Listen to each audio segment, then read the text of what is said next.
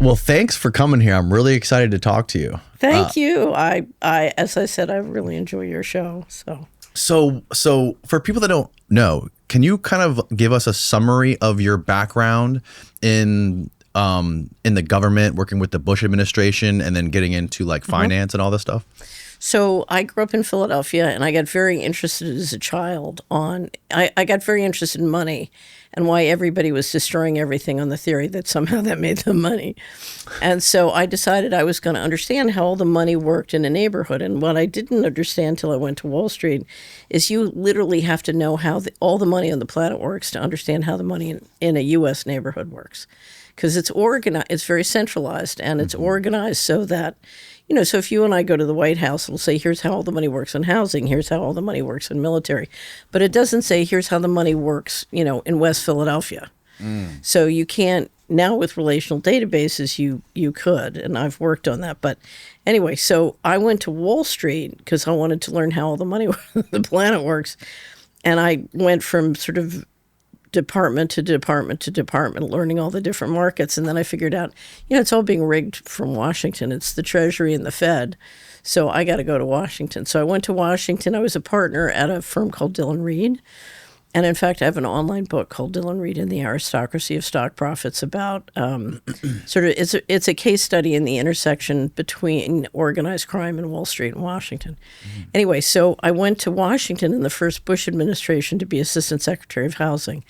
And it's the Federal Housing Commissioner. And that's the person who oversees all the mortgage markets, both the credit, most of the credit, and then the rules and regulation.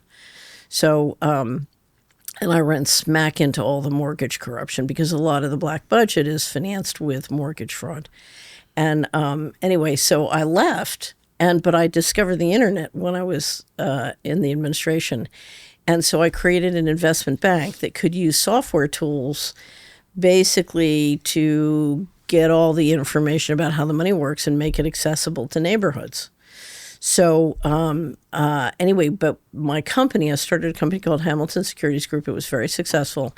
And we got hired on competitive bid by the Clinton administration. So I worked in the Bush administration, but we got hired by the Clinton administration to be financial advisor for the FHA. And we led $10 billion of mortgage auctions trying to stop the mortgage fraud. Which was, they had other ideas. They wanted to take the mortgage fraud the other way so we could have the financial crisis. Anyway, so I ended up in 11 years of litigation with the federal government, with the Department of Justice. Have you ever seen the movie Enemy of the State? With Will Smith? It's been a long time, yeah. I played Will Smith in real life. Oh, wow. Yeah, I played Will Smith in real life. So we had 18 audits and investigations, 12 tracks of litigation, physical harassment, a smear campaign. It was right out of the movies. And of course, so Will Smith is a successful attorney. And in fact, his office in the movie is right next to where my office was, our company office was in Washington. And, everything's crazy and the world makes sense until he finds Gene Hackman, who's a former NSA employee, who explains how covert operations work. And in fact, now if you come to the Solari Report, we have a whole 12-part series called Deep State Tactics. So if you can't find Gene, you can listen to Deep State Tactics and understand how it all works. Anyway, but I got a real crash course. I'll never forget. First time I saw Enemy of the State, I'm like up in the front row, and I'm like, oh, it's my training movie. Wow. Right. That's amazing. So when you talk about the mortgage fraud, what specifically do you mean, and how does that work? So financial fraud and mortgage fraud is like the joy of cooking. There are thousands of recipes, right? But if you want to know the most prominent, likely famous recipe for mortgage fraud and HUD housing, all you have to do is look up the Tony Soprano TV show did a series of 4 parts on HUD fraud by Tony Soprano. Really? Yes. And the basic, and it's interesting because one of the things that got me interested in money is it was this fraud that destroyed the value of homes in my neighborhood when I was a little girl. We had 4 boarded up, foreclosed properties catty corner to our block in West Philadelphia, and it had a huge sign, and it said, by order of the Assistant Secretary of Housing, Federal Housing Commissioner. And I used to think, who is that asshole. And so when I was sworn in, they said, by order of the president, you are now the assistant secretary of housing. I thought, I'm the, and I went downstairs and I said, how many boarded up homes, how many foreclosed properties do we have in the foreclosed industry?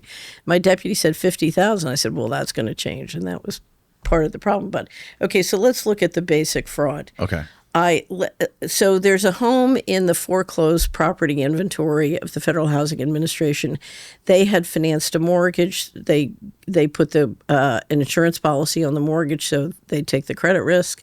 It defaults. They pay off the mortgage holder, and then take back the property. So the property's sitting there in inventory. Okay, so let's say the property's worth $100,000. So like when you find a house for sale on HUD auction, that's the situation. Yes, probably. Okay. Got it. Okay. Probably. Okay, so let's say the house is worth $100,000. Okay, you sell the house to someone, or you who's going to do sort of a quickie fix up. Okay. And you let them turn around and sell it at you put a mortgage. Let's say it's worth $150 now. They've fixed it up. Mm-hmm. You put a mortgage on it for $250, a lot more than it's worth. Right. Okay, they sell it to a not-for-profit who immediately defaults. Right, you pay off the $250 mortgage and take the property back, and you keep doing it again and again and again. Mm-hmm. And generating lots of money out the back door. So when I became FHA commissioner, we would find one property in Chicago which had financed and defaulted 5 times in 1 year. Wow. I know. You can imagine that. Anyway, but here's how I can make even more money. I had a friend who did this. Not a friend. He was a guy who came in. He was one of my first guests on the podcast, and he was buying up houses in Tampa, and he was taking them and getting his friend to go do appraisals on them and like marking the appraisal up by like 5x, right, and then getting loans on it. Right. That's sort of that's a variation. Now, here's how you really make a lot of money. When you issue the mortgage, you don't issue one mortgage, you issue 10 mortgages on that house, and you put them in a mortgage pool that's wrapped by Ginnie Mae so you can sell them in Dubai, and nobody knows the difference, right? Oh. Right. And as long as there's money, you can skim out the back door of the FHA fund, no problem. Wow. Right. And it's really funny. So I had warned people about this kind of fraud, both when I was assistant secretary and then when I was the lead financial advisor. But you know what it's like when you fight these winds, and so I'm driving down the highway in Georgia, and my old roommate from college calls me and she says, "Fitz, have you seen the Soprano TV shows? They have the HUD frauds on the Soprano TV shows." And she said, "I guess you're telling the truth." And I said, wait a minute.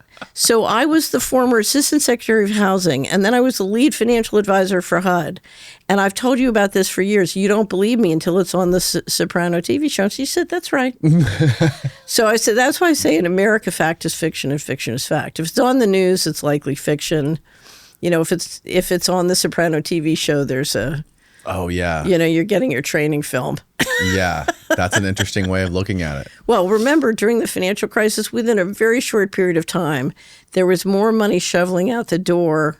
I mean, the TARP IG said total money the taxpayers financed is $27 trillion. $8 trillion would have paid off all the single-family mortgages in the country, right? So the total bailout of the mortgage fraud was 3 times all existing mortgages in the country. That's bananas. So one of my favorite quotes, I was told by a former intelligence officer who was involved in the financial fraud that Oliver North had said that HUD was the candy store of covert revenues. And based on what I cleaned up and what I dealt with, I'm absolutely convinced HUD was the candy store of covert revenues. That is... Well, that's got a nice ring to it. HUD's missing just from its financial statements $1 trillion from 1998 to 2015. So that's my whole thing about the missing money, which Catherine is that's one of those issues Catherine won't let go of and keeps banging.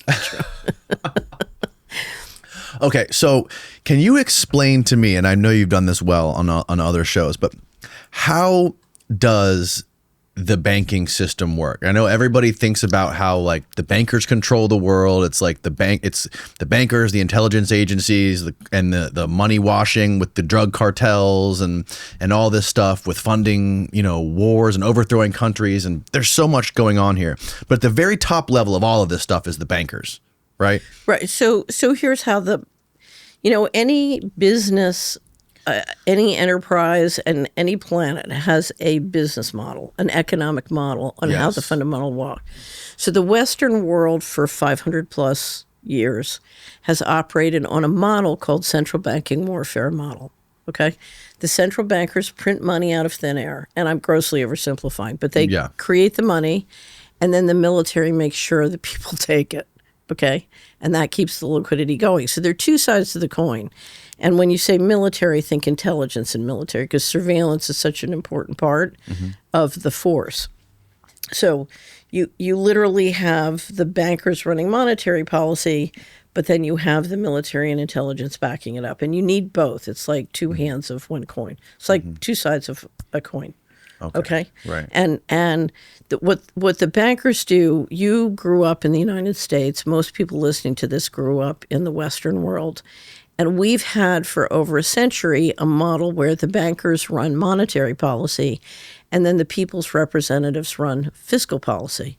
So the whole basis of the American Revolution was no taxation without representation. That means the people's representatives, the Congress or the state legislature, run the fiscal policy is the way it's supposed to be. And what has happened in America for the last 20 years is we've had what I call a financial coup d'etat, where the bankers decided we can't trust the people and the people's representatives to manage the fiscal side.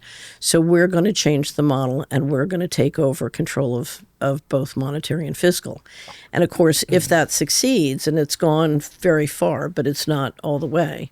So let's say we've gone 70% of the way, we have 30 more to go. If that happens, then we lose the ability to determine taxation. In other words, we get no representation. If they want the money, they just take it out of our accounts. Could you explain for a third grader what fiscal policy means? Sure. And what monetary policy means? It's monetary policy means I get to create the currency. Fiscal policy means I get to collect and spend the taxes. Okay. Got it. So let's look how your federal government works. Your federal government, grossly oversimplified, gets about half of its money to, fix the roads and do and run the military. And it gets the money by half of the money from taxing. So we all pay federal taxes. We all have fees, various fines, whatever. Half the money comes from the taxes and half from where? Half comes from the central bank. Okay, got it. The central banking mechanism right now, the currency is issued with debt. It doesn't have to be, but it is. So the New York Fed, so the Treasury, your bank account as a citizen is the New York Fed is the depository for your bank account. Okay. So they are the federal government's bankers. The Treasury account is at the New York Fed and its members' banks. So the New York Fed is owned by its members, but they also act as agent. So you're going to have the largest banks in the country owning and directing the New York Fed, choosing its president, but also, doing depository functions for the Treasury. So they, as agent, are also doing various things for the Treasury. Okay. So they have a function called primary dealer. And a primary dealer is authorized to go borrow money using Treasury bonds and bills. So they borrow money, so that's sort of part of how the currency gets into existence, and they put it in the Treasury bank account. So half comes from taxes and half comes from borrowing, a lot of that coming from your retirement account or my pension fund. Wow. Okay? Okay, so our retirement fund, or it could be a Norwegian pension fund or sovereign wealth fund, are buying Treasury bonds and the money's going into the bank account. And that's where half comes from, which is why if you're the president of the United States, it's like getting an allowance from dad. If you don't do what dad wants, you're not going to get your allowance. Right? You don't have sovereignty. You don't have financial sovereignty. And you don't have information sovereignty because you, as the president, can't have a private telephone call. You got 17 intelligence agencies. Even the president. Yeah, especially the president. Especially the They'd president. much rather know what he's saying than you or I was saying, right? I guess that's true. Right. Okay. Wow. Right. So how are you going to run a government if you don't have information sovereignty and you don't have financial sovereignty? How are you going to do that? That's a good question. What do you think? So have you heard my red button story? I wore Chubby's classic line swim trunks to the beach this weekend, and boy, am I loving their fabric. It's so smooth and stretchy, and my favorite part is the built-in boxer brief liner. These aren't grade school trunks. It's trunks the way they should be. They mold with the shapes of my legs when I move, and I've never felt so comfortable in a pair of swim trunks in my life. Men, your thighs need air. They've been trapped in pants all winter long. Yes, they are pale, but they are still strong and ready for the ultimate thigh liberation. I'm talking about the lined swim collection from Chubby's. Swim trunks so comfy and modern that it has to be technology reverse engineered from a UFO. I'm talking wild prints that are so fun, the trunks themselves will get the party started. And liners that prevent chafing and uncomfortable pinches because it has a 4-directional stretch. This is what I mean when I say you've never felt trunks like this before. It's like ancient Greek technology that we've only recently rediscovered and put directly into these pants specifically. Who knew those naughty Greeks knew comfort? You'll want to squeeze out as many beach days as possible with the Chubby's Classic Line Swim Collection. Don't make a splash. Make waves of confidence and compliments when you show off those unique wonders of summer joy. And you can get the same amount of comfort on the streets with the Chubby's Everywhere shorts. Use the code Danny for 20% off at chubbysshorts.com. When you're getting dressed for your workday, a workout, or a weekend getaway, Chubby's has you covered. For a limited time only, Chubby's is giving our viewers 20% off your order with our code Danny, D-A-N-N-Y, at chubbysshorts.com. That's code Danny at CHUBBIESSHORTS.com. Support our show and tell them we sent you. Don't blend in with the crowd. Stand out with Chubby's. I believe I've heard your red button story. Yes. Okay. Yeah. And what the red button story says is since the American people want their check, they don't want you to say no to, the people who control the monetary. They want to keep So we are, the United States is a global leader in global money laundering and organized crime money. Okay. We're the global leader. And if that money stops, the red button story, and you can find it on the internet if you want to listen to it, but the red button story is people were not willing to push a red button to stop the organized crime flows because they wanted their checks to keep coming. So we have a financial dependency as a society on things, doing things that harm other people, including our own children, our own selves. So I talk a lot about the great poisoning. We have a tremendous number of industries in the United States that are making money from poisoning people and taking care of poisoned people. And they're very resistant to stopping the poisoning, right? That's what this big debate is about. And it's a budget debate. So are you talking about like food and healthcare, basically? Talking about food, healthcare, spraying, what's in the pharmaceuticals. Yeah. If you look at the federal budget, so let's go back to the model, the central banking warfare model. The key to the central banking warfare model is if you're running the reserve currency for the world, the dollar system, you have to make more from running it. You have to make enough from running it to fund your military and intelligence. There's a lot of work in governing the sea lanes and being the global cop and running the trade model and all of that. Yeah. So you have expenses. And so when you hear the president yelling at everybody at NATO, like, you have to share more, what he's saying is that the subsidy from the dollar system minus the interest on his debt minus the cost of the military intelligence is no longer working, and he's got to rebalance the model. The subsidy? Yeah. What do you mean by the subsidy? So running the dollar system, you get to extract a tithe. So let's say tomorrow we created Danny Jones dollars, okay? And whenever you wanted some, you could just print it off your computer. Okay. And you could pay people throughout this community for food or for services for doing your landscaping with Danny Jones dollars. And I have my own printer. And you have your own printer. That's a big subsidy, right? Okay. Yes, that is a big subsidy. That is a big subsidy. That's an unlimited subsidy. It's not unlimited if you have to pay everybody in America off to go along with what you want to do. So part of the big cost of the running the model is the American people vote based on domestic issues and don't understand what's involved in running the whole global model. Right. And so you've you've basically got to buy them off and pay them off to get them to sort of go along with whatever you want to do. Got it. And that's expensive. So if you look what happened at the end of when the Soviet Union collapsed, the U.S. said, we want to be a unipolar model. One of the reasons I left Washington, I said, your plan won't work. And the failure in the Ukraine was the message. Plan failed. And now we have Rubio, the Secretary of State, saying, oh, we're going to be it's a multipolar world now. Yeah. So the unipolar model failed. And so the model has to change. We're still running the reserve currency, but you have to rebalance the model. The unipolar plan didn't work, and it wasted a great deal of capital.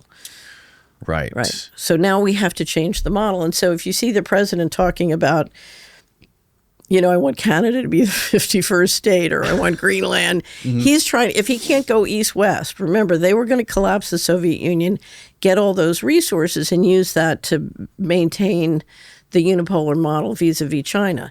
Okay, that didn't work. So now he's talking going north-south instead of going east-west, right? Right, yes. Right. Yes. So he's just trying to figure out, you have to change the model. And if you look at the debate and discussions going on in Washington, the unfortunate thing is whoever is in the White House, they have to change the model.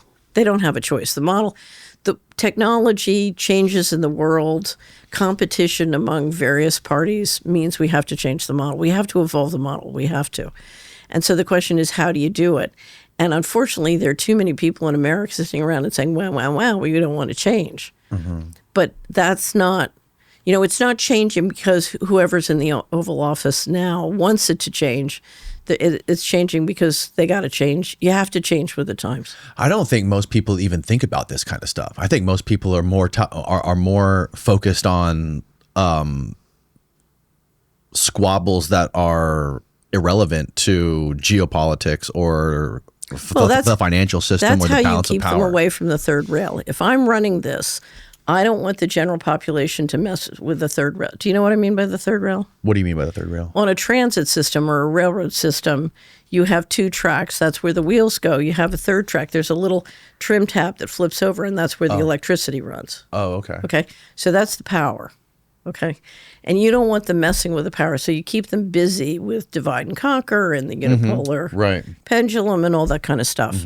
But that has nothing to do with what's really going on. Right. And when you say that they need the American people to pay for what they're doing, when you mentioned that earlier, were you specifically talking about individuals, or were you talking about like lobbyists? So here's what I mean. If you look at the federal budget last year, so the 2025 year, we had a military budget of $857 billion. Yeah. And Hegseth wants to take it to $1 trillion. He says it needs to be $1 trillion. The HHS budget is $1.8 trillion. And that's because we're all poisoning each other. American people are poisoned. They're chronically ill. And if you look at our healthcare system, it's almost double the cost of Switzerland's healthcare system. So we spend more per capita than just any country in the world by a lot. And so it's very expensive.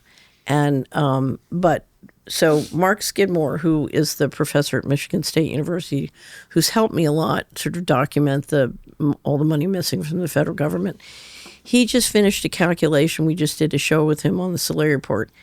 If we cut disability, so the number of people in America who are disabled, back down to 2010 levels, you would drop that HHS budget by $500 billion. Wow. Right. So that's what it costs to poison your population. And that's why this battle around the HHS budget and policies is so fractious, including the fact that the government is legally liable, if the truth comes out, for poisoning Americans. Which means if you look at what Toby Rogers says, Toby Rogers is the guy who's really tried to cost out the price of autism. So I got onto all of the HHS issues because I was an investment advisor. And what I discovered was that healthcare fraud was the number one cause of family bankruptcy or loss of family wealth. And number two, in my experience, was financial fraud. So people were just losing their wealth because they were being lied to. They were being lied to by the healthcare system. By hospitals? Everybody. Really? Like legitimate healthcare Yes. organizations? Okay. Yes. And many of those legitimate organizations really didn't know. I mean, my father was a very successful surgeon. You know, I sort of grew up. Unfortunately, we'd say, "Daddy, what did you do today?" And then he'd really tell us. Oh, no. Oh, yeah. No, the dinner table at our Dark. house was very. We used to read his surgical books for fun. What kind of surgeon? He had, during the World War II, they had taken the University of Pennsylvania Hospital and literally picked up most of the people and the organizational structure and moved it under Stilwell to Burma. So he grew up in, or he did his internship and residency in China, Burma, doing trauma. He was a MASH unit, right?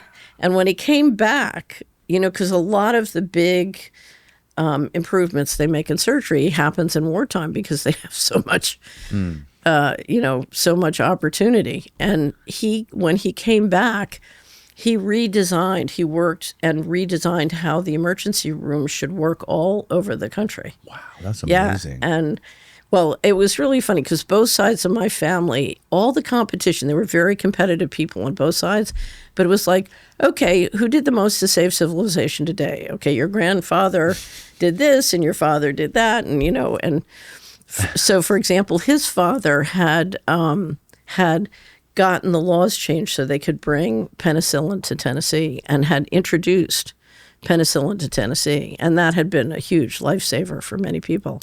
Oh. So at the dinner table, it's like your grandfather brought penicillin to Tennessee. What have you done today? So this idea that you talk about of the control grid. Right. Can you explain what the control grid is? Sure. So let's say the way George Kennan at the end of World War II said we got 6% of the people and 50% of the resources. Mm-hmm. And to keep that going, we're going to have to be really tough. We're going to have to drop a lot of bombs. So Goldwater came along and he said, we're going to have to drop a lot of bombs and be really tough. And people said, no, we're good Christians. We don't want to. That's not us. Mm-hmm. So Jimmy Carter came along and he shivered in front of the fireplace and said, we're going to have to cut back. And the American people said, no, we don't want to do that. So then the Bushes, I always say the Bushes came along and said, you're all good Christians. Here's your check. Don't ask questions. Okay. So what we've been doing is we've been subsidizing the American people with the blessings of sort of racketeering around the world in the third world and running the warfare. So when you go from a unipolar to a multipolar model, you lose the ability to extract the resources you need to keep that going. So, for example, if I want to trade my Danny dollar for, labor and resources all around the world, and the BRICS nations don't want to take the Danny dollar, then I'm losing the ability to subsidize the American way of life.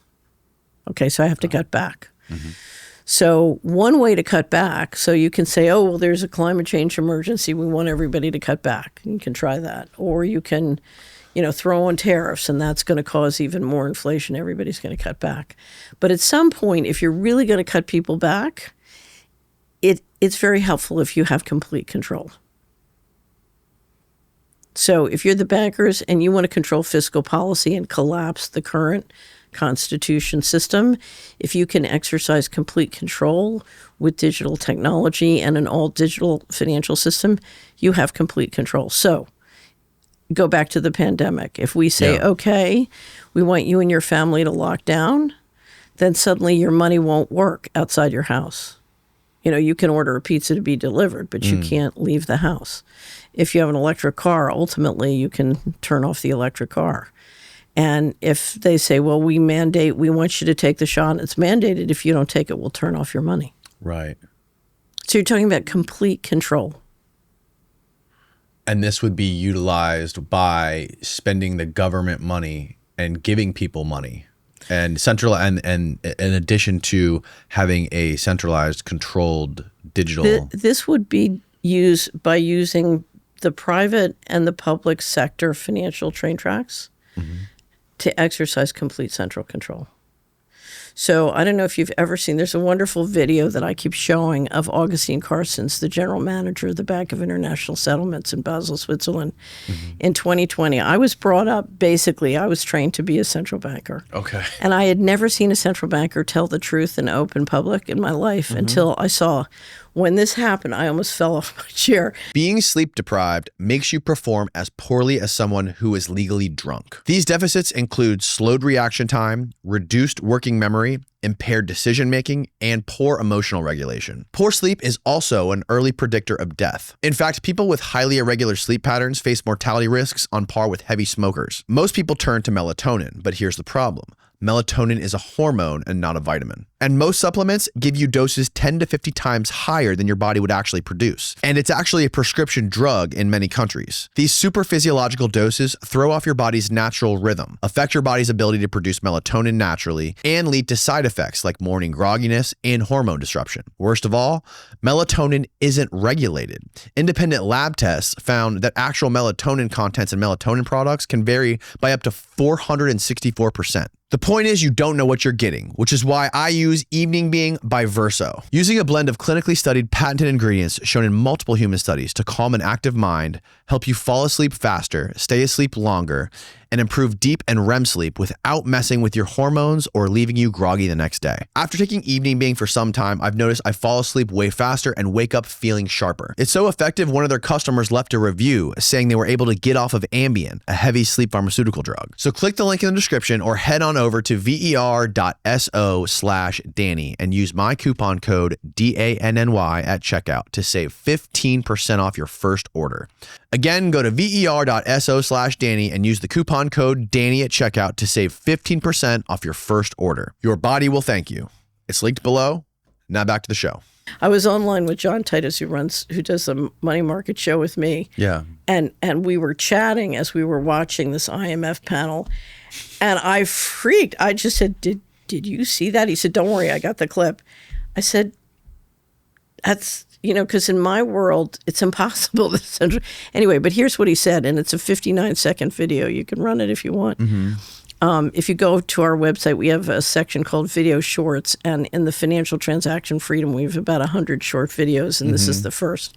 He basically said, with digital technology, and he was explaining central bank digital currency, CBDC, but you can do it privately with stable coins. It doesn't have to be a CBDC. It can be a stable coin. And he said, we can make the rules of what you can do with your money, right, and we can enforce the rules of what you can do with your money. Right. So if they say, Danny, your health isn't what it should, you can't eat pizza. Your money won't work to buy pizza. Right. Or you can't travel outside the limits of your area code or your zip code. Your credit cards turn off if you go out there, so you can't buy gas, you can't buy food. Right. But the reality is, with AI and software, I can make a entirely granular control system just for you, one person at a time. Right. And so I can do it it's for not a broad brush. It's very specific. It's 8 billion, and I can collect all the data and apply my social credit system just to you. If you're good, you'll get, maybe you can travel a little bit more. If you're bad, you get locked out. Maybe you can explain this to me, because I've never had anyone explain this to me before, but there was a story that came out a couple years ago, and I forget the name of the country, but there was a country somewhere in Eastern Europe where the United States basically offered to pay them like a couple $1 billion to mandate vaccinations and all these sort of controls during the pandemic, and they refused to do it, and they refused the money. But basically, the United States was paying another country billions of dollars for these mandates. Right. Well, they do that all over the country and all over the world. I don't understand that. I don't understand how that works. Can you explain, why? What is the benefit of us giving billions of dollars to some other random country on the other side of the world for them to lock down their own people? So there could be many possible reasons, but one is prototyping.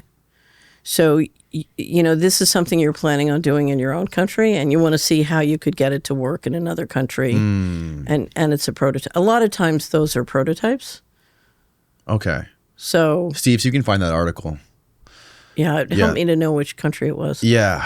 Sounds like it might have been Hungary. Oh, might have been Hungary. Yeah, you might be right. Yeah. So I found I don't have access to it, but it says U.S. ends vaccine funds for poor countries. No, that's not it. No. It might have been. It was something that came out where the president of that country made like a public statement and called out the United States.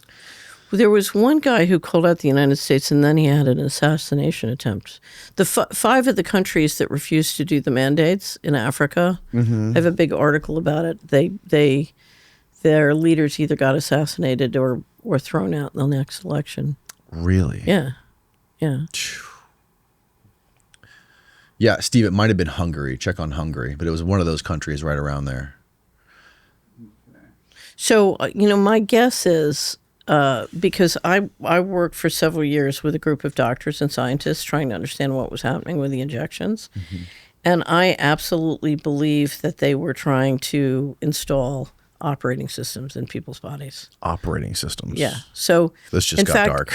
No, if you listen, there's a great clip from right at the beginning of the pandemic when the chief scientist officer at Moderna says we're installing an operating system in people's bodies. And he, he's describing something that can be used plug and play for future vaccines. But if you look at all the material on the Internet of Bodies, you're talking about putting materials in people's bodies that make them basically easier to interact with telecommunications and digital technology. You're talking about like the 5G stuff and Yeah. like how 5G can connect to this stuff. So these we nanobots. There's a whole I've done a podcast on this before. It's so bizarre and out there and like hard to grasp, but like it's not hard to grasp at all because it just seems like sci-fi. No, it's not sci-fi at all. It's not, just like they're tagging livestock. I mean, one of the things that really helps you to understand what this looks like, I live in a farming community in the United States, and if you know about if you've ever studied livestock management, no, never. A lot of this makes a lot more sense. Okay. And they are tagging all the livestock, but this is simply a way of, if you get a lot of these nanoparticles into the human body, you're creating the equivalent of an organic barcode. Okay. But I don't think there was actually any hard evidence that there was any nanoparticles. So I in these strongly things. recommend you. We just published Patrick Wood at Technocracy News. I was the moderator. We just published the second symposium called Omnivore, and this one is called The Battle for the Brain, and it gets into the Internet of Bodies. And here's what I believe, and I'm not a scientist, so don't ask me to explain this at all. But if you look at all the patents and research and other work done on the Internet of Bodies, it is clear that there are mysterious ingredients in the food. There are mysterious ingredients in the spray. There are mysterious ingredients in the injections. And the question is, what are those for? And I think it's very intentional. I don't think it's an accident. And I think one of the goals is, as the chief scientist officer at Moderna said, is to install an operating system in your body. That's pretty dark. Yes, it's very dark. So go to the Purdue Engineering website, to the Internet of Bodies, and look at the whole Internet of Bodies. I'm sure you're familiar with the story of that guy Charles Lieber, who I think was a Harvard nanobiologist. There's actually a story I just saw on Twitter this morning. He just got hired by China to go work in a university in China. He got busted basically for like taking millions of dollars from China to send. No, he got busted to keep him quiet, is what I believe. He got busted to keep him quiet? Quiet, right. Explain. What do you mean by that? So when you have a guy, Charles Lieber is one of the world's leading experts on brain-machine interface, okay? And he was working with the guys in China, in a very significant way. And he was I think he was the top expert at Harvard on brain-machine interface. Right. And they went after him early, they went after him hard, and they put him in a process where he had to be entirely shut up. And then, so they authorized Operation Warp Speed, which, remember, is a military program. And who did they put in charge of it? But they put the former head of research at GSK, who is what? A brain machine interface expert. The guy who ran Operation Warp Speed that Trump appointed was a brain-machine interface expert. What was his name? Oh, it's Head long. head of GS Glaxo. Head of research. Head of research. He had been head of research at GlaxoSmithKline. Wow. And his expertise was brain-machine interface. And what's interesting, for many, many years, I've worked with Clifford Carnicom on global spraying. What's in the spray? What does it do to you? And Clifford insists, we just did a huge interview with him at the Solari Report, that the materials, the biosynthetic engineered materials in the spray are exactly what's in the injections. And don't ask me about it because I can't explain it. Huh. Yeah, that's bizarre. No, here's the thing. If you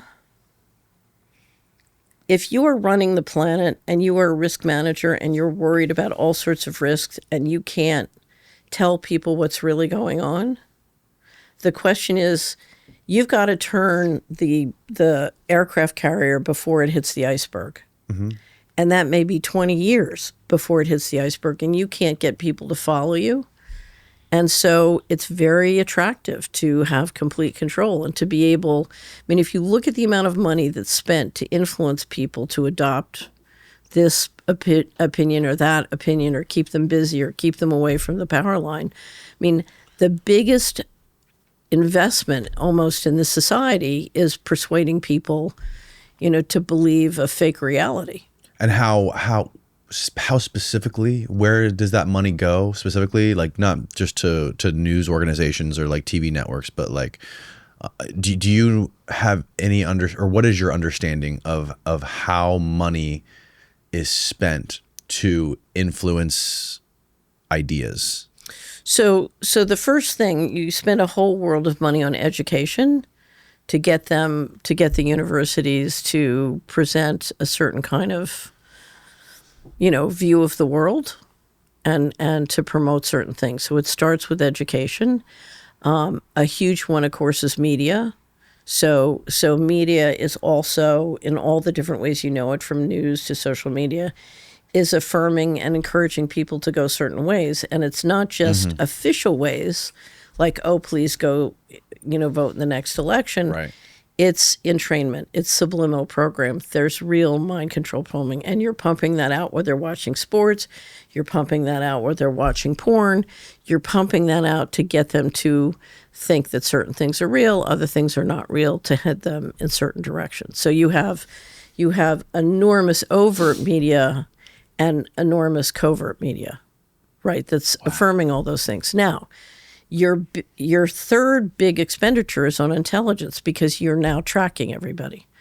So with AI and software, I can track every person and I can watch what they're thinking and saying and doing, and I can feed back to nudge them if I want them to go in a certain direction. So if I announce lockdowns and I want everybody to really lock down, then I persuade them this is all. I mean, we persuade everybody there was a pandemic when there was no pandemic, right? It's pretty amazing. Yeah. We're in a world now where everyone has their own reality, unfortunately. It seems like the idea of what is true is slipping away. And there's so many different flavors of reality, whether that be ideological, religious, political, whatever it is. It's everybody has just a different truth. On so many different levels, it's almost impossible to have any consensus of reality anymore. And I think it's very easy. Do you? Yeah, because if you just track the math of time and money, it's concrete. I mean, it doesn't lie. That's why I love you. I think that's beautiful. That's well. Do you know how I came to it? I'm a little girl in West Philadelphia, but because of who my family was and where I went to school. In 1 week, I would go back and forth between all these different worlds and cultures. And I couldn't make sense of anything because everybody was lying. They were lying to themselves. They were lying to each other. I was like, I've been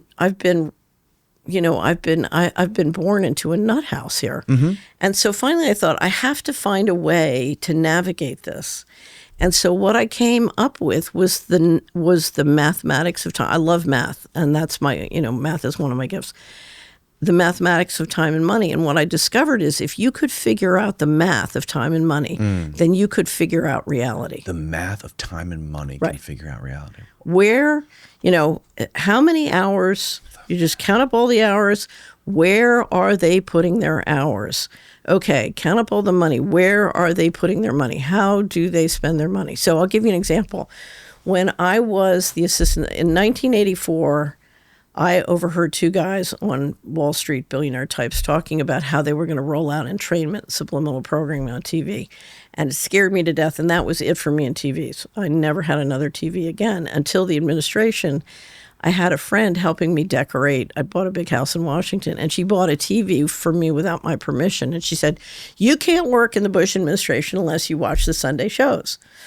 So I had it for a little while, and then I gave it away because I hate them. And but because I was the FHA commissioner, I'm working with the budget for the home mortgage market. And if you're working with that and at the time there was a big S&L cleanup. So I'm working with all the credit in the financial system in the budget.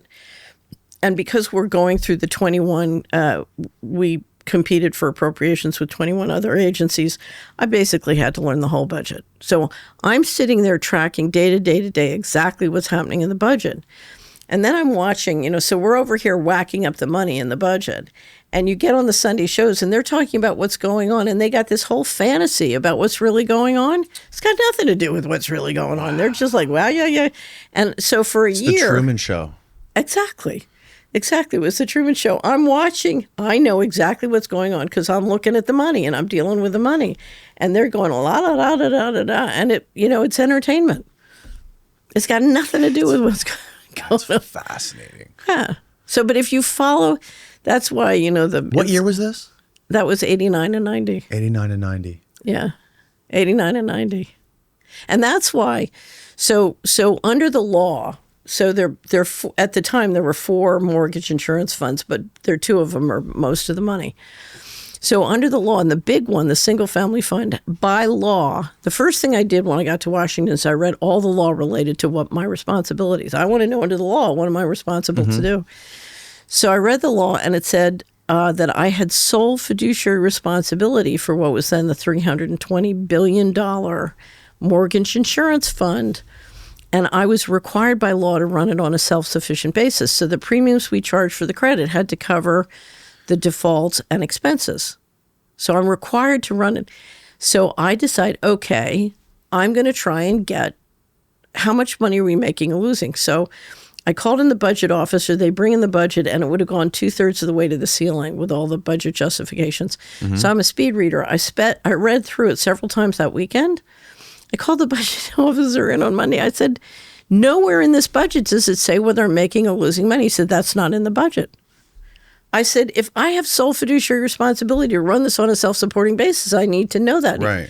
He said, well, the accountants have that information. I said, well, give me their number. I'm going to call them. He said, they report to a different assistant secretary. You're not allowed to talk to them. And I said, well, that's going to change. So no, I had raised a lot of money for George H.W. Bush, and all I got was a pair of cufflinks, and the accountants moved over to report to me. So I did. I used all my pull, and I got the accountants moved over to report to me. They come in the first day. We are losing $11 million a day in the single-family fund. So I said, look, all real estate's local. We got 10, at the time there were 10 federal regions, there are less now.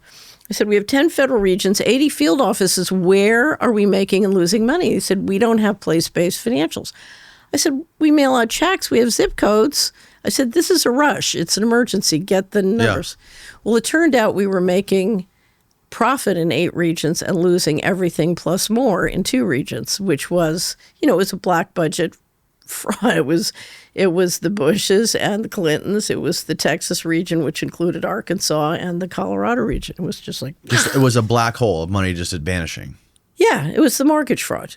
So you remember, we had a big, the S&L crisis in 89, and that cleanup was a tremendous amount of mortgage fraud. Anyway, so I could talk about all those guys in mortgage fraud all day long. And then the day before 9/11, Rumsfeld says that we have, what was it, like $4 trillion that were just unaccounted for? They were missing, DOD was missing $4 trillion, but he said 2.3. He said it was 2.3. But it was 4.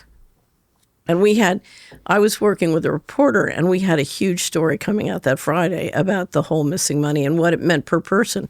So we had calculated for each taxpayer in each state how much you were missing. So, yeah. So that was the financial coup, which had started in 1998. And where did all that money go?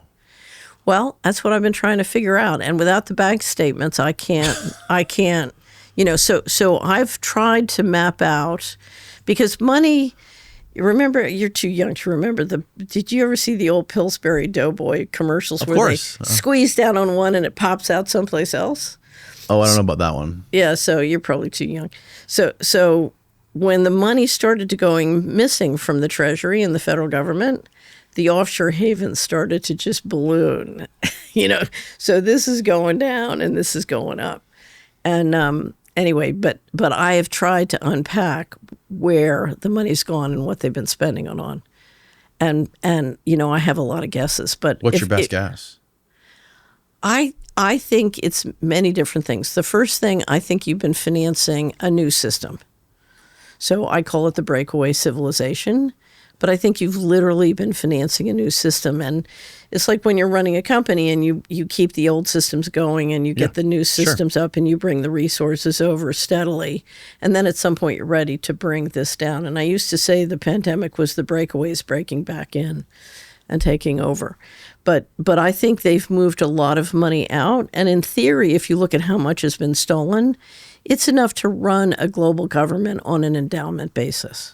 It is. How much roughly total has been stolen? So as of 2015, there was 21 trillion in undocumentable adjustments, but that's not cash. And it could reflect money coming in. So you could be bringing money in from the war zone. So how much is net missing? It's impossible to tell. But given everything, I would be amazed if it wasn't at least that much missing. So now, what I think you've been doing is you've been making enormous investments in black budget technology and infrastructure. So, so I think you've got a huge physical infrastructure. Some of it, when you did 9/11, you were able to move a lot more black budget on budget.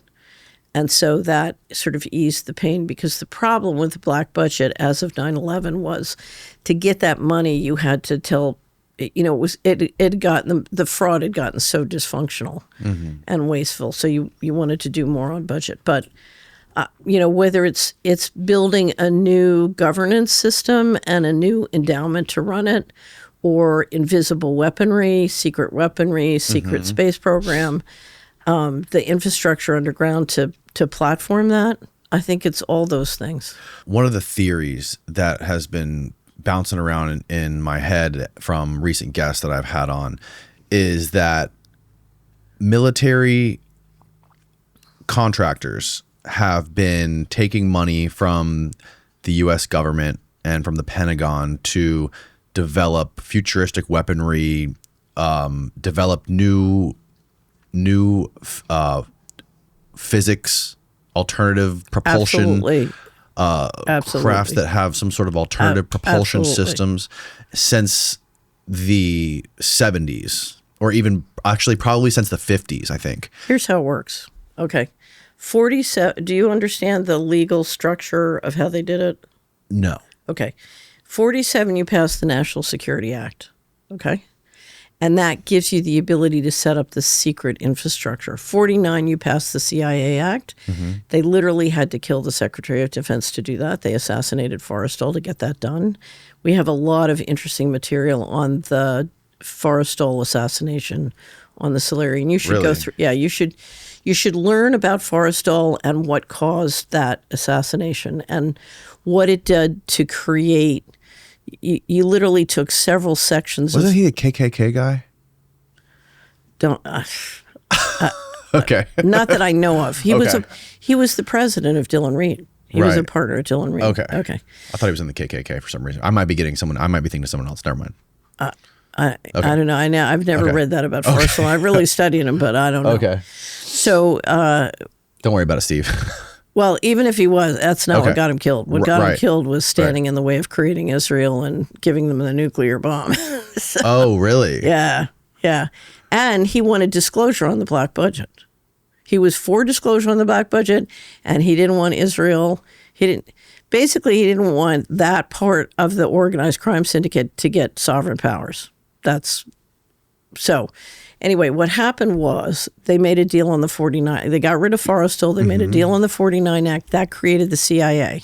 Okay. And that made the CIA the most powerful banker in the world. Eisenhower put him in charge of Area 51 security.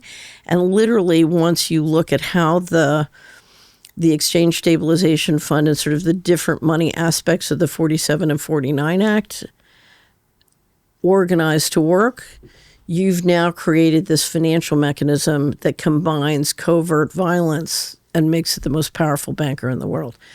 I should say, on the covert side, the most powerful bank in the world is BIS.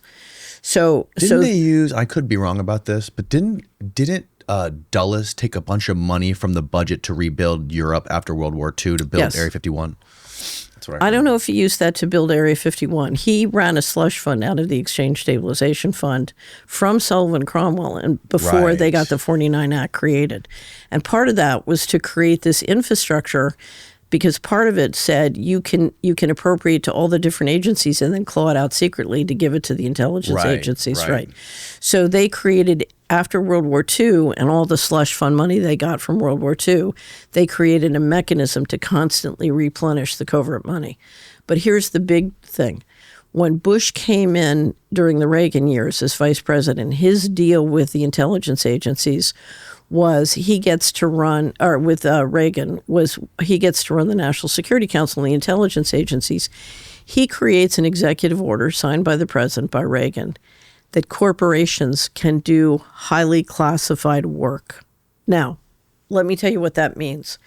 What that means is the Treasury can issue an infinite number of bonds and use that money to pay corporations to do highly secret things, including just gifting them all of the black technology funded by the taxpayers and moving it onto their balance sheet, and do it in a secret way that generates enormous profits in the stock market.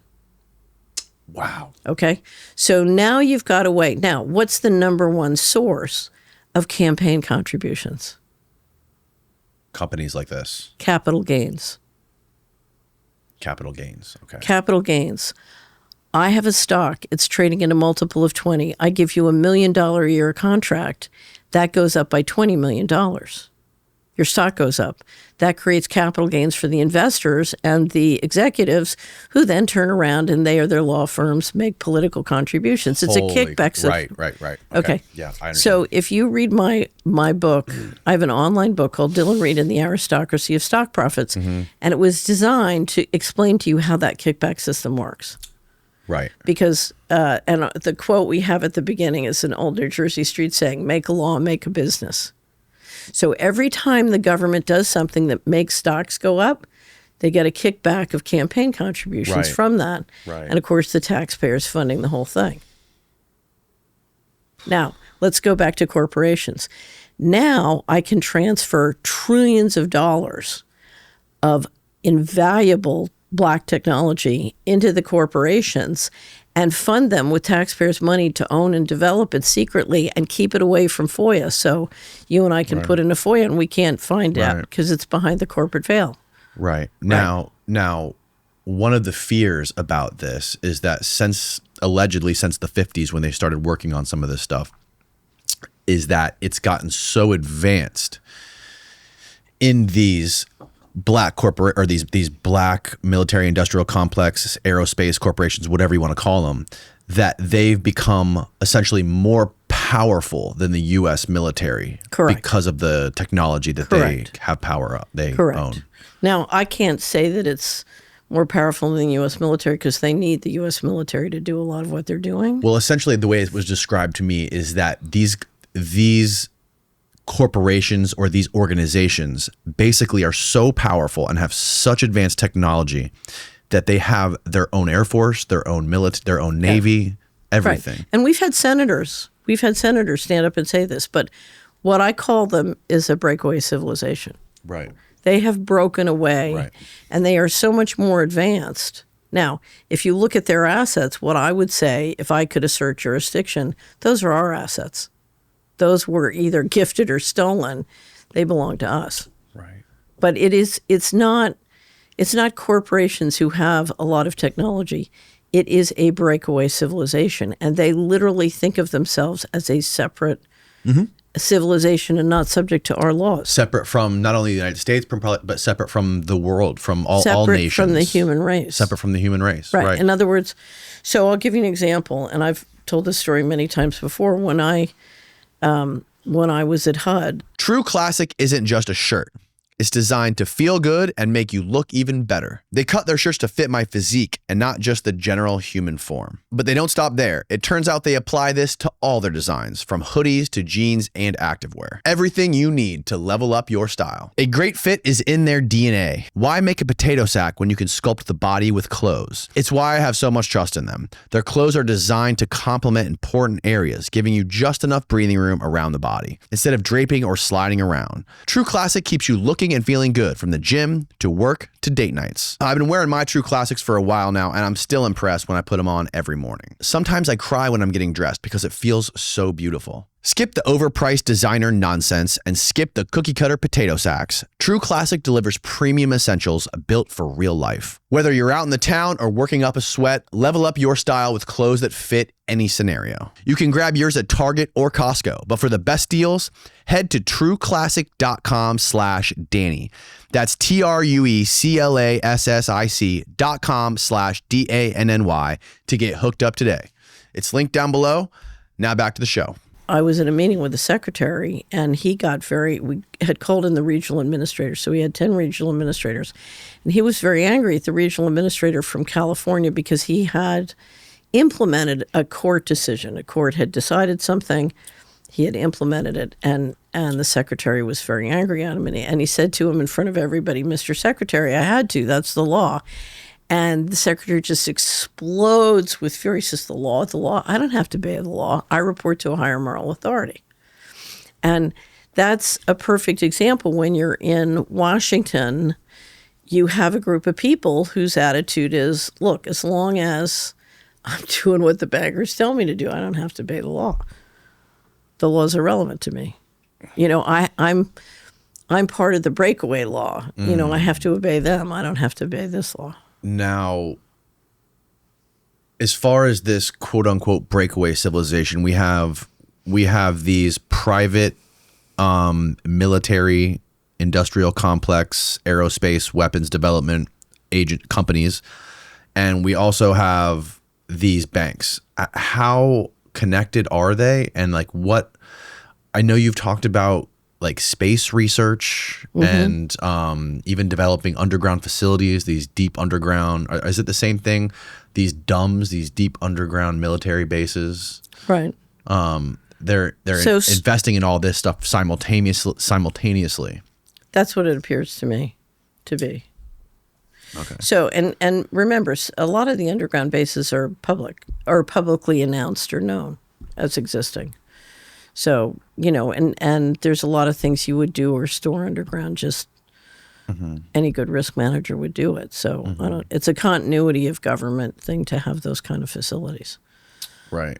So, you know, but I think my guess is the infrastructure is a lot greater than has been publicly made aware of. Like they have full cities under there that would be livable. That's what you know, I don't know if you've ever watched the different videos of the truckers, but if you spend a lot of time talking to the truckers, because the truckers have to deliver a lot of material into those bases, and you'll get a lot of reports about what they've seen or heard. So that's my guess. Have you seen the videos of those salt mines? There's like giant salt mines over somewhere in Poland? Are you thinking? Maybe Poland, yeah. And they're just enormous. They're just these caverns with, like, I would say they're 100 feet tall on the inside. And it looks like New York City underneath a mountain. Really? They're insane. And I would imagine it could be easily converted into some sort of underground city, but they're salt mines apparently. And there's just like lines of semi-trucks driving through them. So I live half the year in the Netherlands. And the power of Northern Europe grew up on the fish. Look at that right there. Oh, wow. Bizarre. Yeah, I bet that's Poland. I don't know. So, yeah, where's it at, Steve? It's huge salt mine planetarium. I don't know. Click the link. Boop, boop, boop, boop, boop. About. Dracula grave? Really?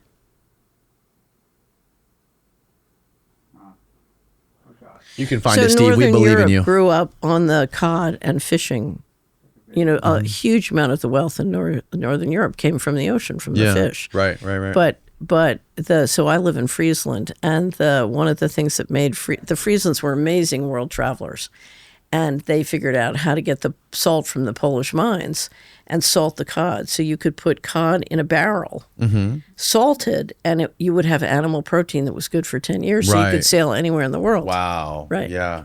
All right, it's in Romania. It's Romania. All the way out. Okay, well that would be consistent with Dracula's grave. Oh wow. Okay. Yeah. Yeah. There's insane photos and videos of this place that are just mind blowing and kind of terrifying too. It reminds me of Total Recall. Yeah. Look at that. That's wild. So I will tell you that in my opinion, you have a corporate infrastructure which is literally out of control. Mm-hmm. So one of the things, I used to have these fights with the defense contractors because I was required to get the accounts when I still needed data, and the systems were run by the big defense contractors at HUD. And they would refuse to give me the data. So I'd have these wars with them. It's like, who really runs HUD? Is it the defense contractor, or is it the person who's legally responsible? Right. You would have these huge fights. And then, one of the biggest problems is like you were alluding to earlier, is they control the government by lobbying, right? Like they can control the government by killing people who don't do what they say. That's how they control the government. Right. And lobbying. Lobbying, I mean, they're different layers, but, I'll give you an example. So I litigated with the federal government for 11 years and then fought with the IRS. And anyways, 11-year shaggy dog process. And when it was over, I didn't want to go back into the investment world without explaining what had happened. So I wrote an online book called Dylan Reed and the Aristocracy of Stock Profits. I've tried to publish it 3 times. The last time, each time I ran into just enormous headwinds and problems and threats. But the last time they threatened to kill somebody in my family. So I just... What? Yeah. Who? I can guess where it's coming from. I know how it was delivered. And I know who delivered the messages. But who started it, I can guess. But I don't know. But I took them seriously. I thought, okay... It was delivered through somebody, like in person, through somebody you know? Yeah. 2 were acquaintances, 1 was somebody I know, but it's very carefully crafted so that the people who deliver the message don't necessarily understand what they're a part of, but... Right. And I thought there was a reasonably good chance that they would do it. So I did, you never know. And you just published this book on your website? It was already on... Oh, it was already online. It was already online, so I just left it online. It's not censored. It's there. Right. Okay. So so first of all, what is the Bank of International Settlements and how are they tied to this breakaway civilization? So the Bank of International Settlements is a central bank of central bank. So the 63 largest, most important central banks in the world belong to the BIS. The top central bankers meet there regularly. They have a group called the Financial Stability Board that defines systemically important institutions, which to me appear to essentially get some of the benefits of their sovereign immunity. And they have the power to move money and hold it on their balance sheets secretly. So if there's $21 trillion missing from the U.S. government, in theory, you could move that $21 trillion to the BIS and have it sit on the BIS all day long and use the BIS to move it to lots of countries who then donate to the Gates and Clinton Foundation, for example. Oh, wow. I'm using that as a theoretical example. Sure. See what I mean? Mm-hmm. But because they have sovereign immunity, we've created since World War II a whole network of organizations around the world who have sovereign immunity. They're above the law. So we have... We have parts of the UN, we have the World Bank, we have the IMF. They have all sorts of different variations of sovereign immunity. We have a whole bunch in Latin America. And we've created this meta-structure using international treaties or using the sovereign immunity entities for all sorts of behavior and economic activities that are not subject to our national laws. Essentially for running the world. Because you want to run the world, you can't obey the laws. If you're the, I think you've used this analogy before, if the world is your house, right, and you're the owner of the house, there are certain things that you have to do that. Right. And it allows you to move a lot of money and a lot of data and information secretly. When we talk about these banks and the people that are running these banks, like, do we know who the individuals are? So in my experience, the system is run through committees, consensus. So I'll give you an example. When I was on Wall Street, a lot of the money in the United States is run around the federal budget. Okay, because it's such a big portion. Mm-hmm. In any county in America, 40 to 50% of the income comes from the federal budget. Mm-hmm. Okay, so it really drives the economy. Okay, so the appropriations vote out, sort of their plan for the next year. And so their recommended appropriations come out from the committees. And then the big questions, the big things to be debated or figured out or questions are rolled up and sent out to the Bohemian Grove. Everybody comes out to the Grove, they meet, and they chew over the big things, and then they make their decisions, and then that goes back to Washington. Everybody's on vacation, and then the staff gets everything ready to vote for the budget in September, and then the new budget goes forward in October. And if that process breaks down and you have a real food fight, then you've got a real mess. But the big decisions are made by consensus, and you use, whether it's a Bilderberg meeting or Council of Foreign Relations. They're a little bit different, but okay. Yeah, or Executive Committee of the Council on Foreign Relations. You have these meetings where you get people from all different industries, all different occupations together so they can coordinate and collaborate. And they make these decisions very much by committee or consensus process, which is why once they agree to something, everybody hates to, you can't bucket because, we've told 20 different industries we're going to go to the right. And so you can't just go to the left and you hiccup everybody. What can you explain to me exactly what the Bilderberg Summit is all about?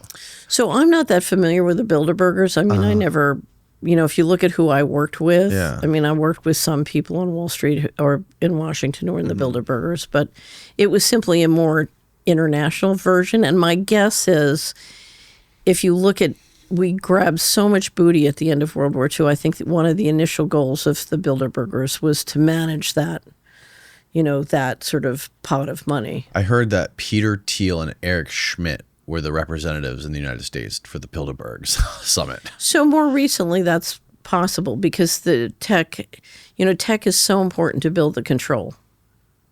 Mm-hmm. So, I hate to say it, the 21 trillion is, we sort of sucked out as much money as possible and put the government on a debt trap. But if you look at what they're doing now they're stealing all the data, and it looks to me like they're building up to steal the rest of the assets. What's left? There's, if you have an AI and you want to build a control grid and a social credit system, the most valuable data you need is payment data. And so taking the Social Security, the IRS, and the Treasury payment data, it's the most valuable data or some of the most valuable data in the world. Oh, wow. Right. So that's worth, it's funny, Naomi Wolf and I were trying to cover this at one point, and she said, that data's worth more than $1 trillion, and it is. And it's interesting because Musk was out raising capital for XAI and had a deal with Palantir AI at the same time. And my guess, I think... Palantir has an AI? Yeah. Oh, I didn't even know that. Well, according to published reports, XAI and Palantir had made a partnership, and when Musk was sucking all this data out. And my guess is that data is, they sucked it into the AI on the just do it method. What do you make of everything Elon is doing and Doge and buying X and? Well, let me come around to that. Okay. And I'll The other thing is, and this is from a video, an interview Howard Lutnick said. He said, "Don't worry about so he's the Secretary of Commerce, but he was a primary dealer, and he was the guy who lived next to Epstein for many years. Okay, he lived next door. Okay, Right. so Lutnick says, don't worry about the $36 trillion of debt because we have on the U.S. balance sheet we have 500 trillion of land and mineral resources, which is true. The federal government owns a huge amount of the land in the United States. Oh, wow. Right. And during Trump, in fact, he ordered up a geological survey that would allow basically to map 100% of the mineral resources in the country. So if you want to plunder the U.S. balance sheet, it's worth a fortune. It could create, new kind of Rothschild and Rockefeller fortunes if you plundered it. This is crazy stuff. No, it's not. It's just money. It's just money. No, but here's the thing.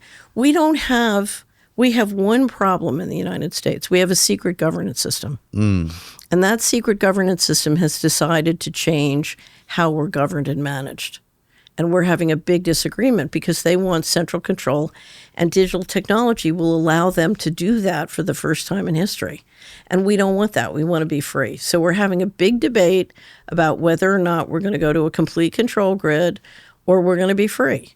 That's the debate. And whether the breakaways can break back in and say, okay, we're dictating to you. Now that we've stolen all your money, we're going to dictate to you how you're going to live. So who is it that specifically that wants this control grid? Is this just some evil group that is decentralized from the U.S. government, somehow has control over them? Or is this sort of just like a diaspora of good and evil that is littered throughout the entire U.S. government? So think of this as a dynamic discussion back and forth between the population and the people who are responsible to manage the planet. And, if you come up through the layers of the financial system, both the bankers, the insurance, the whole thing, and then the people who make the top governance decisions, and I can only guess who they are, but I have some guesses. They are responsible for the intergenerational pools of capital, and they were responsible for risk.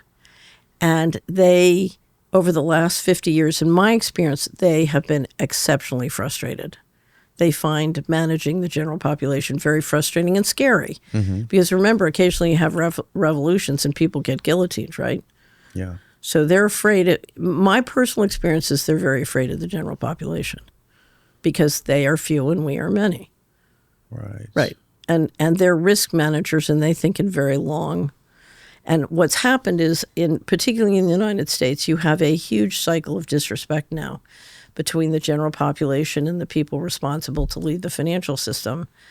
And the more the criminals get away with really bad stuff, the more they hate the general population. And it's become a very ugly cycle of disrespect, in a way that didn't exist when I was a kid. So, and that is dangerous because, well, look at the Great Poisoning. I mean, we have the U.S. government systematically poisoning and killing the population. The COVID pandemic was a mass atrocity. You've killed millions, or you've killed or disabled millions of Americans intentionally. And why do you think specifically they did? Does this have anything to do with depopulation? It has to do. So the budget deal in 1995 broke, and that was it was described to me by the top pension fund. The president of the largest pension fund in the country described it to me in 1997. He said, they've given up on the country. They're moving all the money out starting in the fall. So a concerted effort was made to put the government and the retirement system on a sound financial basis. It didn't work. They decided, okay, we're just going to start pulling money out. That's when the financial coup started. And that is when decisions started to be made that systematically lowered life expectancy. And from 2000 to 2017, well, ever since then, I've been on every radio show or internet show that will have me talking about the 21 trillion missing. And that's because it's a formula. You have retirement funds. If you won't fund them, and the political wheel made it very clear in 1995, we refuse to fund them. You only have another way to balance the budget, and that's to lower life expectancy. And so we don't have to pay them. Well, if you look at the charts, literally from when that budget deal busted, life expectancy started to fall. So here are the other 19 industrial countries, and here's the U.S., and it starts to go down, down, down, and then the pandemic, it drops off the cliff. And the divergence between...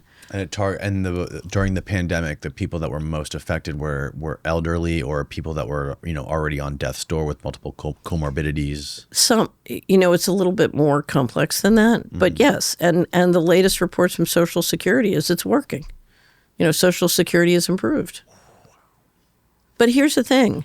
I'm going to be a tough guy. This is a formula. So you either put the money in... Tapering the Ponzi scheme, I've heard.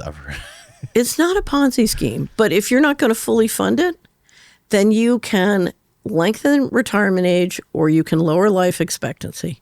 It's a formula. Right. And if the body politic refuses to do the financially responsible thing, then you got two choices, and you can't get there by delaying the retirement age. That won't work politically. So you just poison the you just put them on a slow kill. And that's what's happened. And you can say, oh, the bankers are bad guys. But if you saw the confirmation hearings for Kennedy's appointment, I mean, what you saw were scores of senators refusing to take responsibility for a chronic epidemic among our children, which is an extinction level event. That was not the banker sitting in the city of London. That was senators sitting in Washington refusing to take responsibility. It's one thing to say to Kennedy, we don't like your plan to end the chronic epidemic, of illness among our children. Here's a better plan. But they wouldn't own it. They just want to say, no. It was, that is a society that will fail. I mean, that's that. If you've ever, this is because a lot of those congressmen and senators were paid for by pharmaceutical companies, right? There are many plausible explanations, none of them good. Right. So they could have control files. They could be bribed. They could be mind controlled. They could be not care. They could, there are many possible reasons, none of which are good. But what they're not is they're not competent to be a U.S. senator. Right, totally. Right. They don't. Wow. And if I'm the bankers and I want to control fiscal policy, I've proven on national TV that the people who run fiscal policy are not competent to run it. Because the HHS budget is bankrupting the country. And it's not just bankrupting the country. I mean, I was an investment advisor for 10 years, and the way I learned all about this is watching the healthcare system bankrupt families. So that's my, what I'm angry about is there is no reason why our economy can't be highly prosperous and successful. But it can only be successful if the people are successful, if our children are successful, if our families are successful. That's what it takes to have a successful civilization. But how do you push back this sort of, for lack of a better term, crony capitalism that seems to be intrinsically tied to the U.S. government, and it seems like all that matters is that, and the people are like the middle class is being gutted. There's more billionaires being. So here's what you do. The first thing you do is you bring transparency. So that's your business, right? You're trying to bring transparency to what's going on, right? Second thing is you describe the solutions.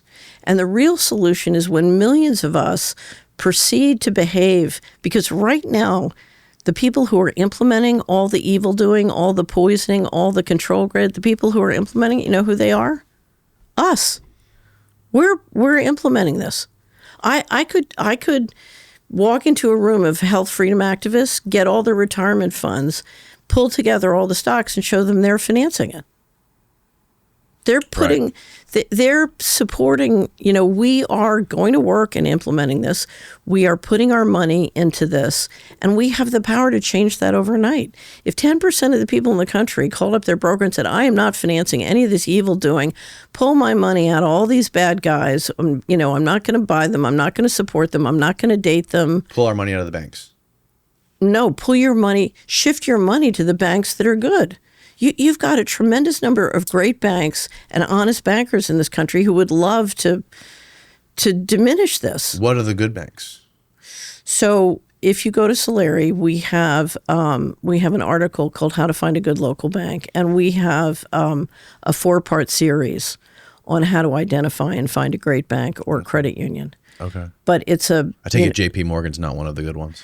So we have a very interesting document. If you do a search on Solari for JP Morgan Chase. Oh, really? We had a subscriber after the financial crisis, and in my personal experience, JP Morgan was deep in the mortgage fraud at FHA and the government. Mm-hmm.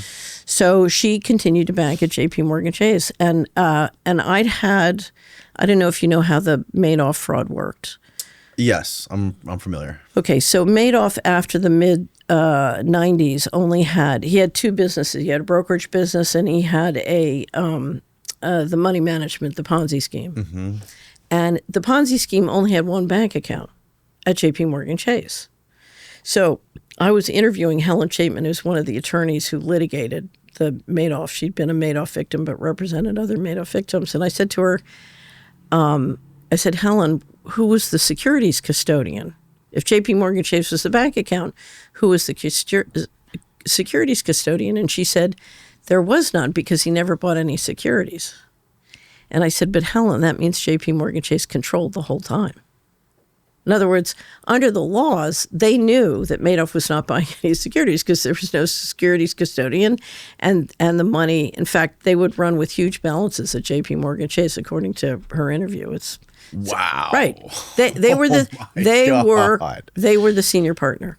That's insane. They were the senior partner. So it's an amazing interview. Anyway, so I had this person put together a list of every criminal and civil money penalty that JP Morgan Chase had paid from 2006 to, I think it's 2018. It's up at Solari. And then we had our editors go through it very, very carefully.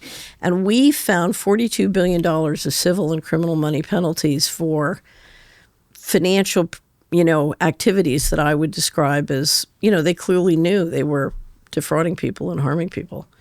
And, so my question is, why is anybody, if an institution would do that, now, I can make arguments where it makes sense for somebody to have their money at JP Morgan Chase for things we don't need to go into. There's all sorts of esoteric reasons. But I would say that a majority of people who are free to move their money out of JP Morgan Chase, why don't they?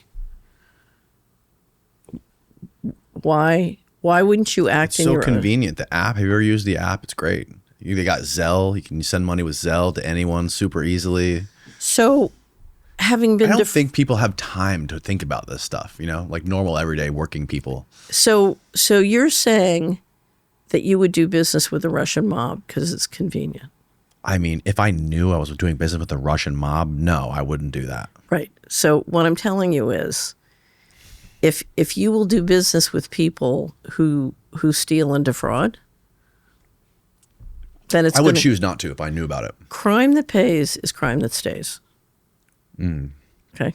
So, I mean, if you look at the financial crisis, we shoveled $27 trillion of taxpayers' money into institutions, so that was a huge theft. That was a huge taking. Why would you ever bank with any of those institutions if you could avoid it? Right. And there are times some people can't avoid it, so I'm not. Mm-hmm. But I mean, I'll never forget being in Washington, and there's some big protest, and one of the guys said to me is, look, as long as they have Citibank credit cards in the back of their pocket, I don't care if they walk up and down.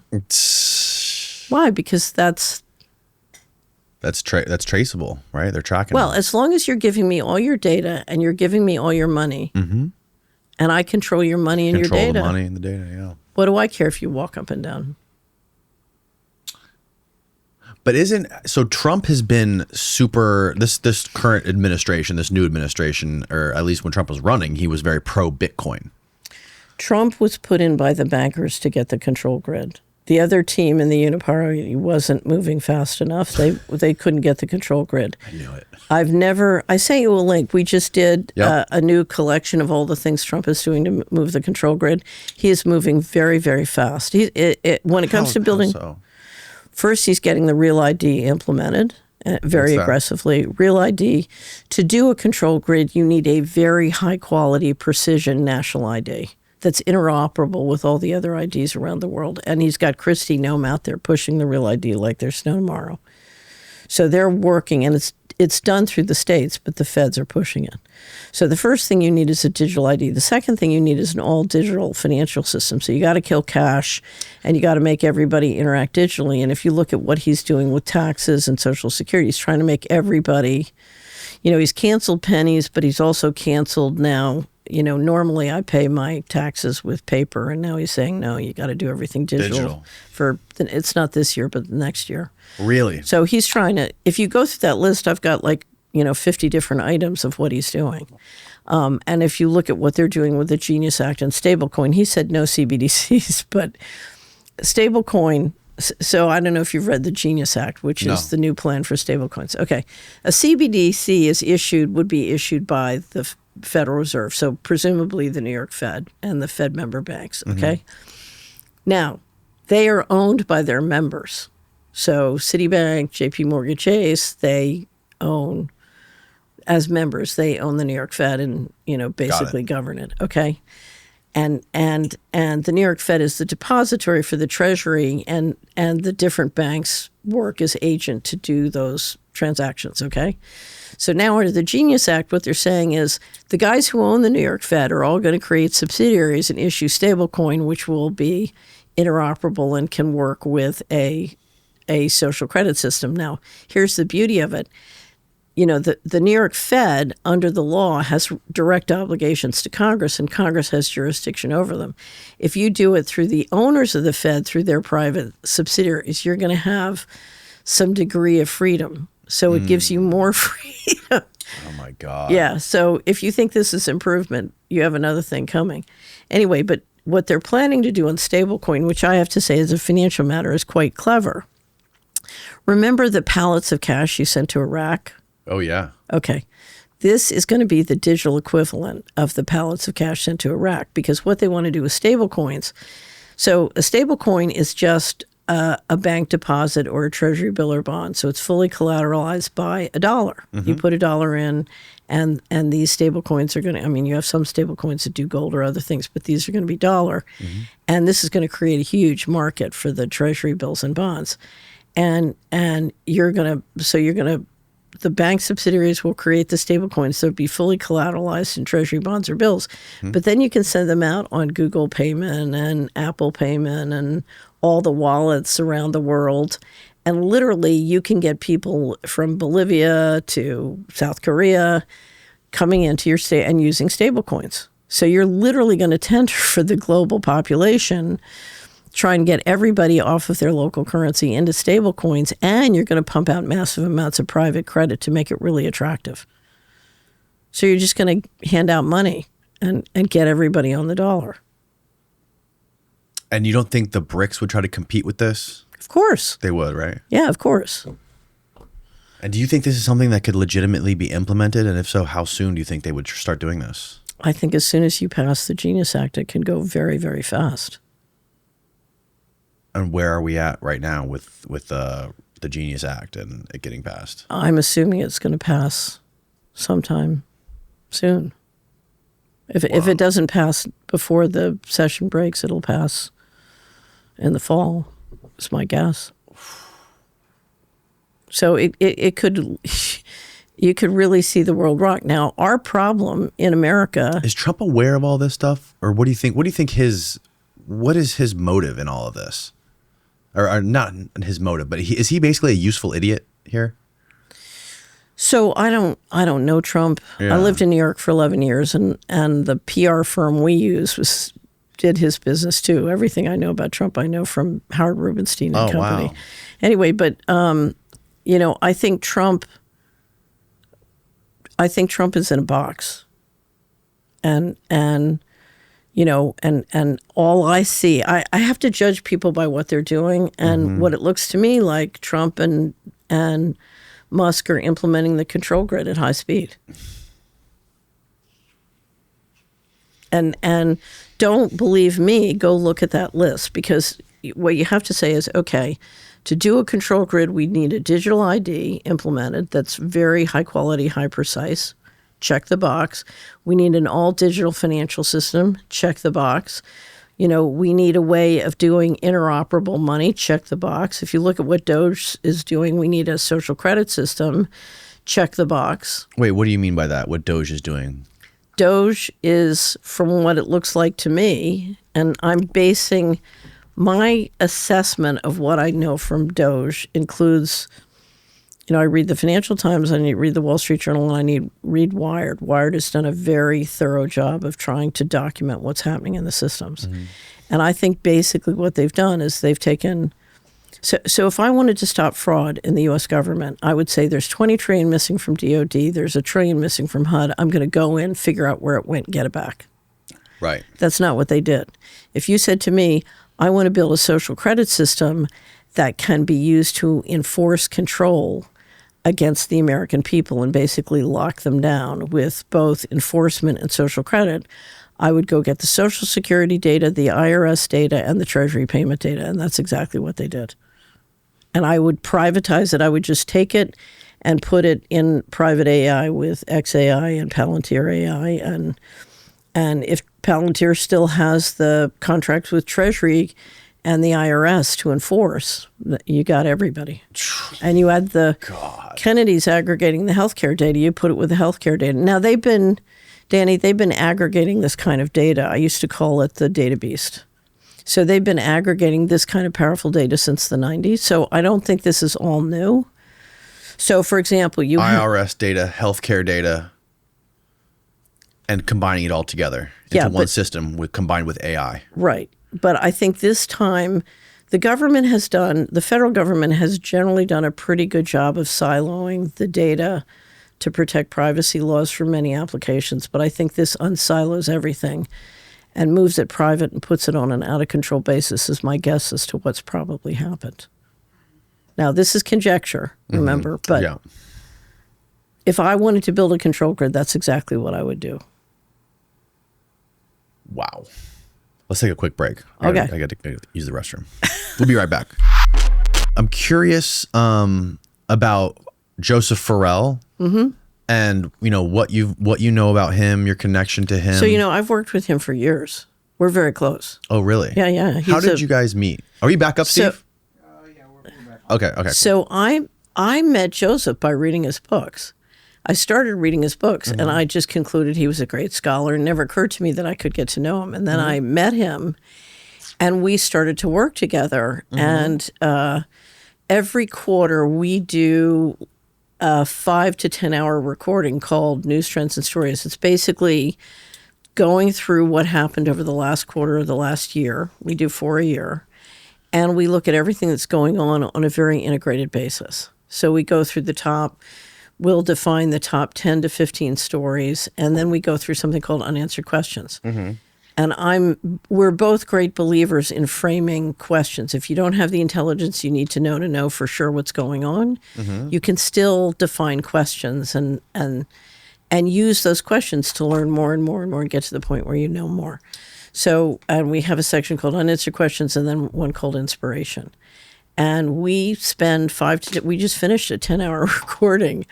Really? The number one story was 3 hours. It was the Trump, the first 70 days. So my understanding, for people who don't know who he is, my shallow understanding of Joseph, his background is he's published 10 books on how there is this breakaway civilization of Nazi origin. So Joseph, the thing you have to understand about Joseph is a great scholar. He is a scholar. He has his PhD from Oxford. He studied patristics and ancient Christian theology. and he intended to have a very serious academic career. And he proceeded into academia after having his doctorate. He grew up in South Dakota and walked smack into the fact that the American academic institutions were all not interested in serious scholarship and were headed the wrong way. And he literally ended up at one point working in a casino as a dealer. Oh, wow. Yeah, trying to support himself. So then he just started writing books about, sort of what's going on. And he focused on, so again, we've been talking about the breakaway civilization. Who's really wanting things and why are they doing what? And he'll go way back in history. He'll go back 1,000, 2,000 years. The Venetians, how have the Venetians and the Venetian model rolled into the central banking model, or how did the Nazis roll into the breakaway civilization? He does a lot on the secret space program, and he's absolutely brilliant. And what happened to me was I was an investment advisor, and Joseph was the only. When I tried to explain to the people who were doing shows related to the stock market and the financial system, they couldn't incorporate the black budget. And the covert side of the economy was getting bigger and bigger and bigger.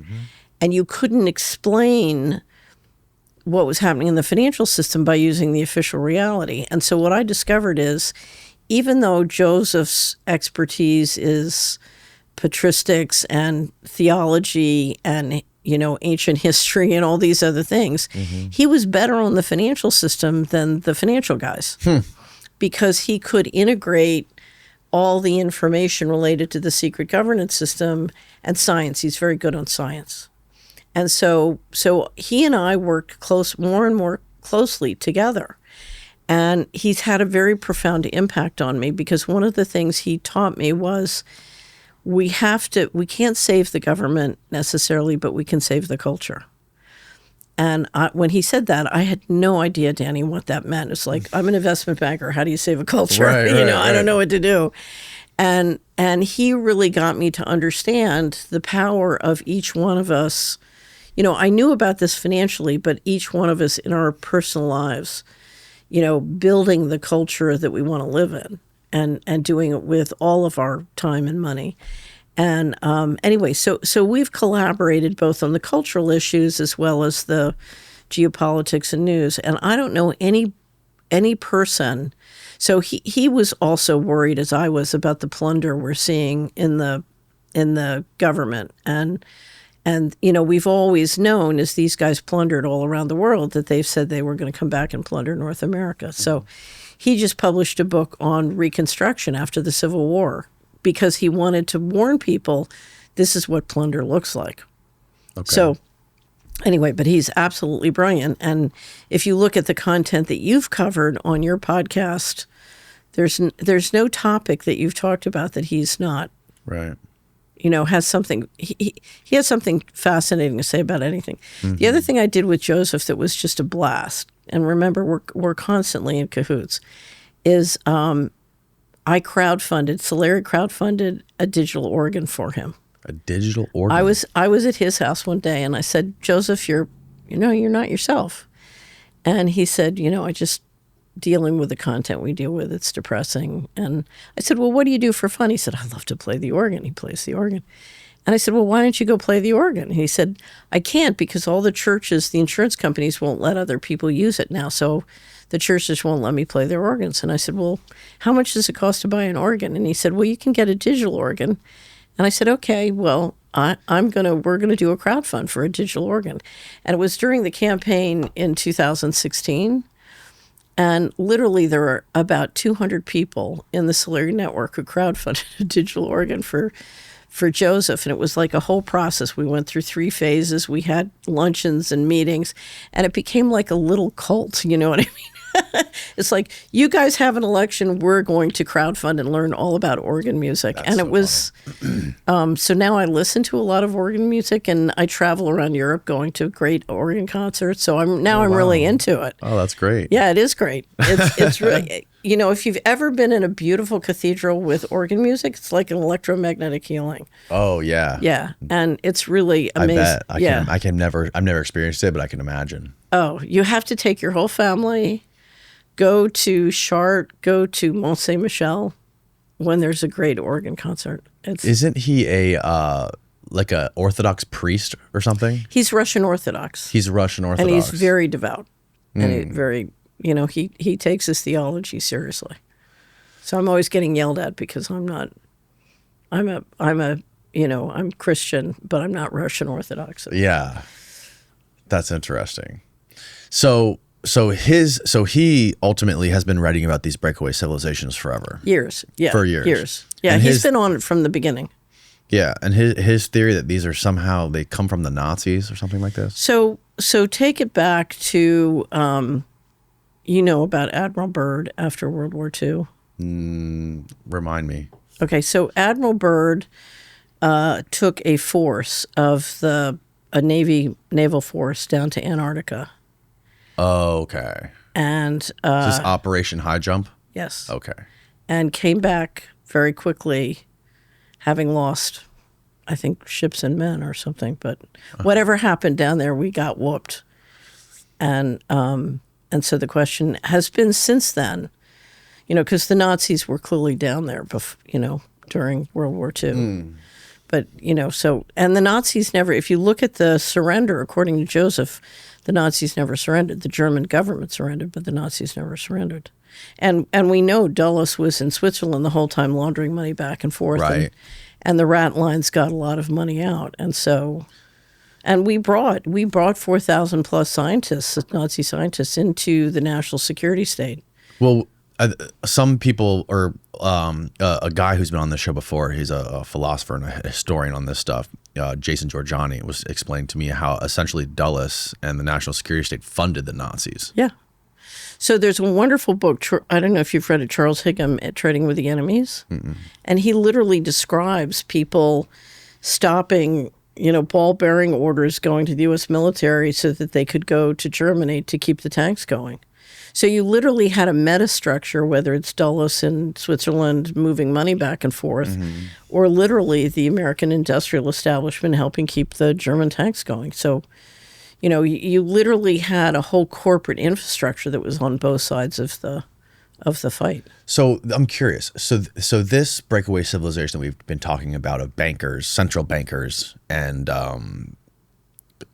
private military contractors, what is there some sort of cohesive ideology that they entertain?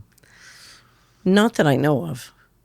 So, and I think that is one of the reasons I think they're going to fail, because they don't, I have seen in different sections or spots a culture or a theology or a philosophy, but I've never seen in the overarching.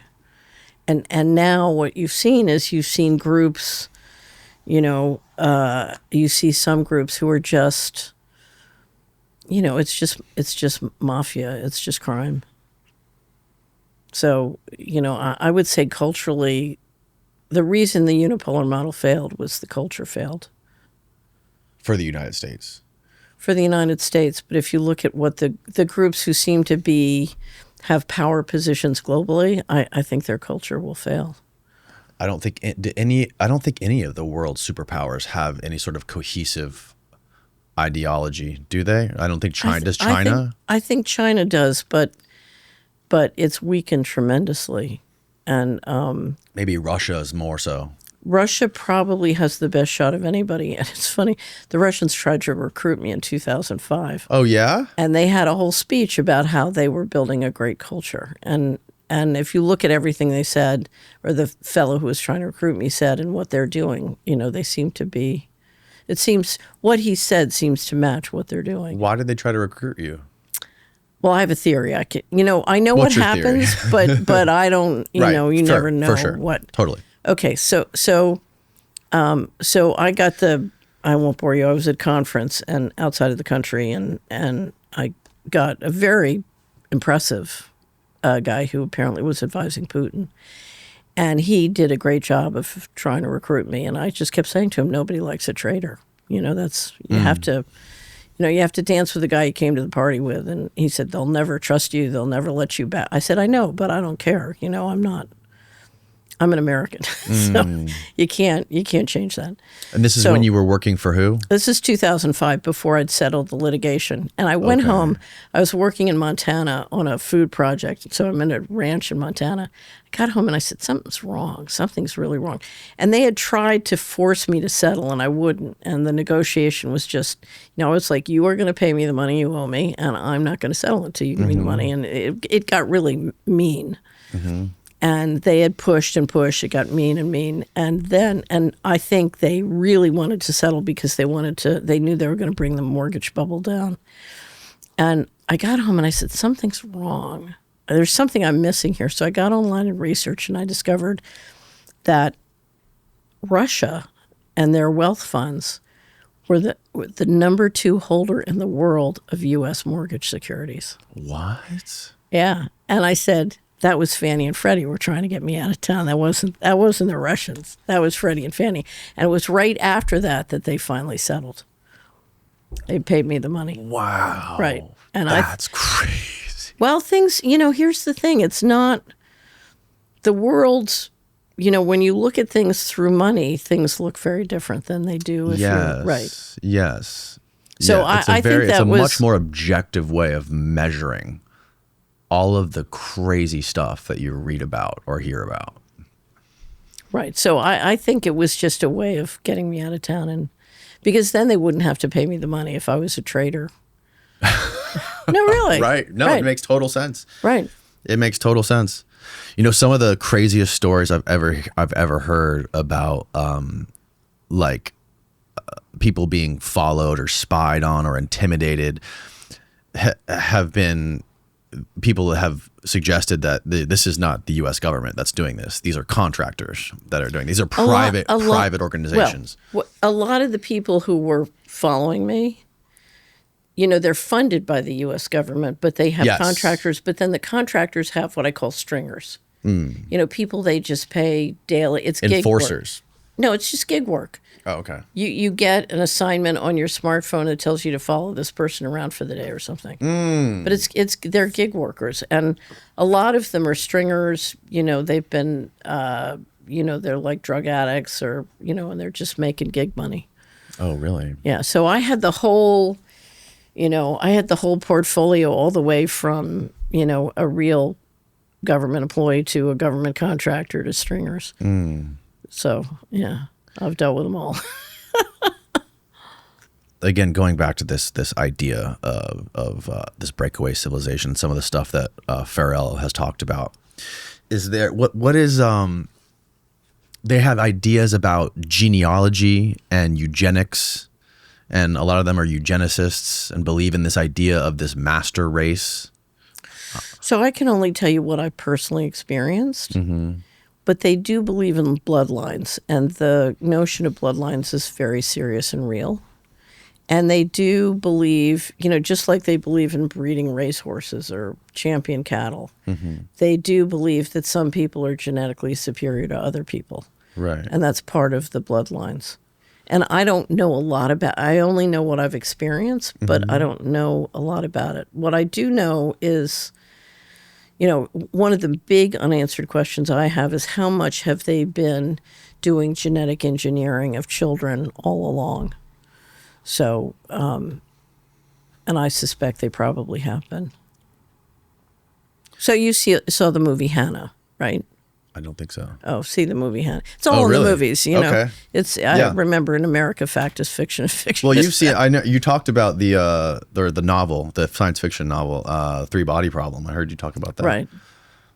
Which is basically the idea of this alien civilization coming here from another star system that has like 3 suns and they can't survive. And somebody contacted them somehow and let them know that we have a planet here and they're on their way here and they're trying to stifle all scientific innovation on planet Earth. And so by the time they get here in 450 years, we can't develop technologically to be able to fight them off. Right. So one of the things I believe, have you ever read Rings of Saturn?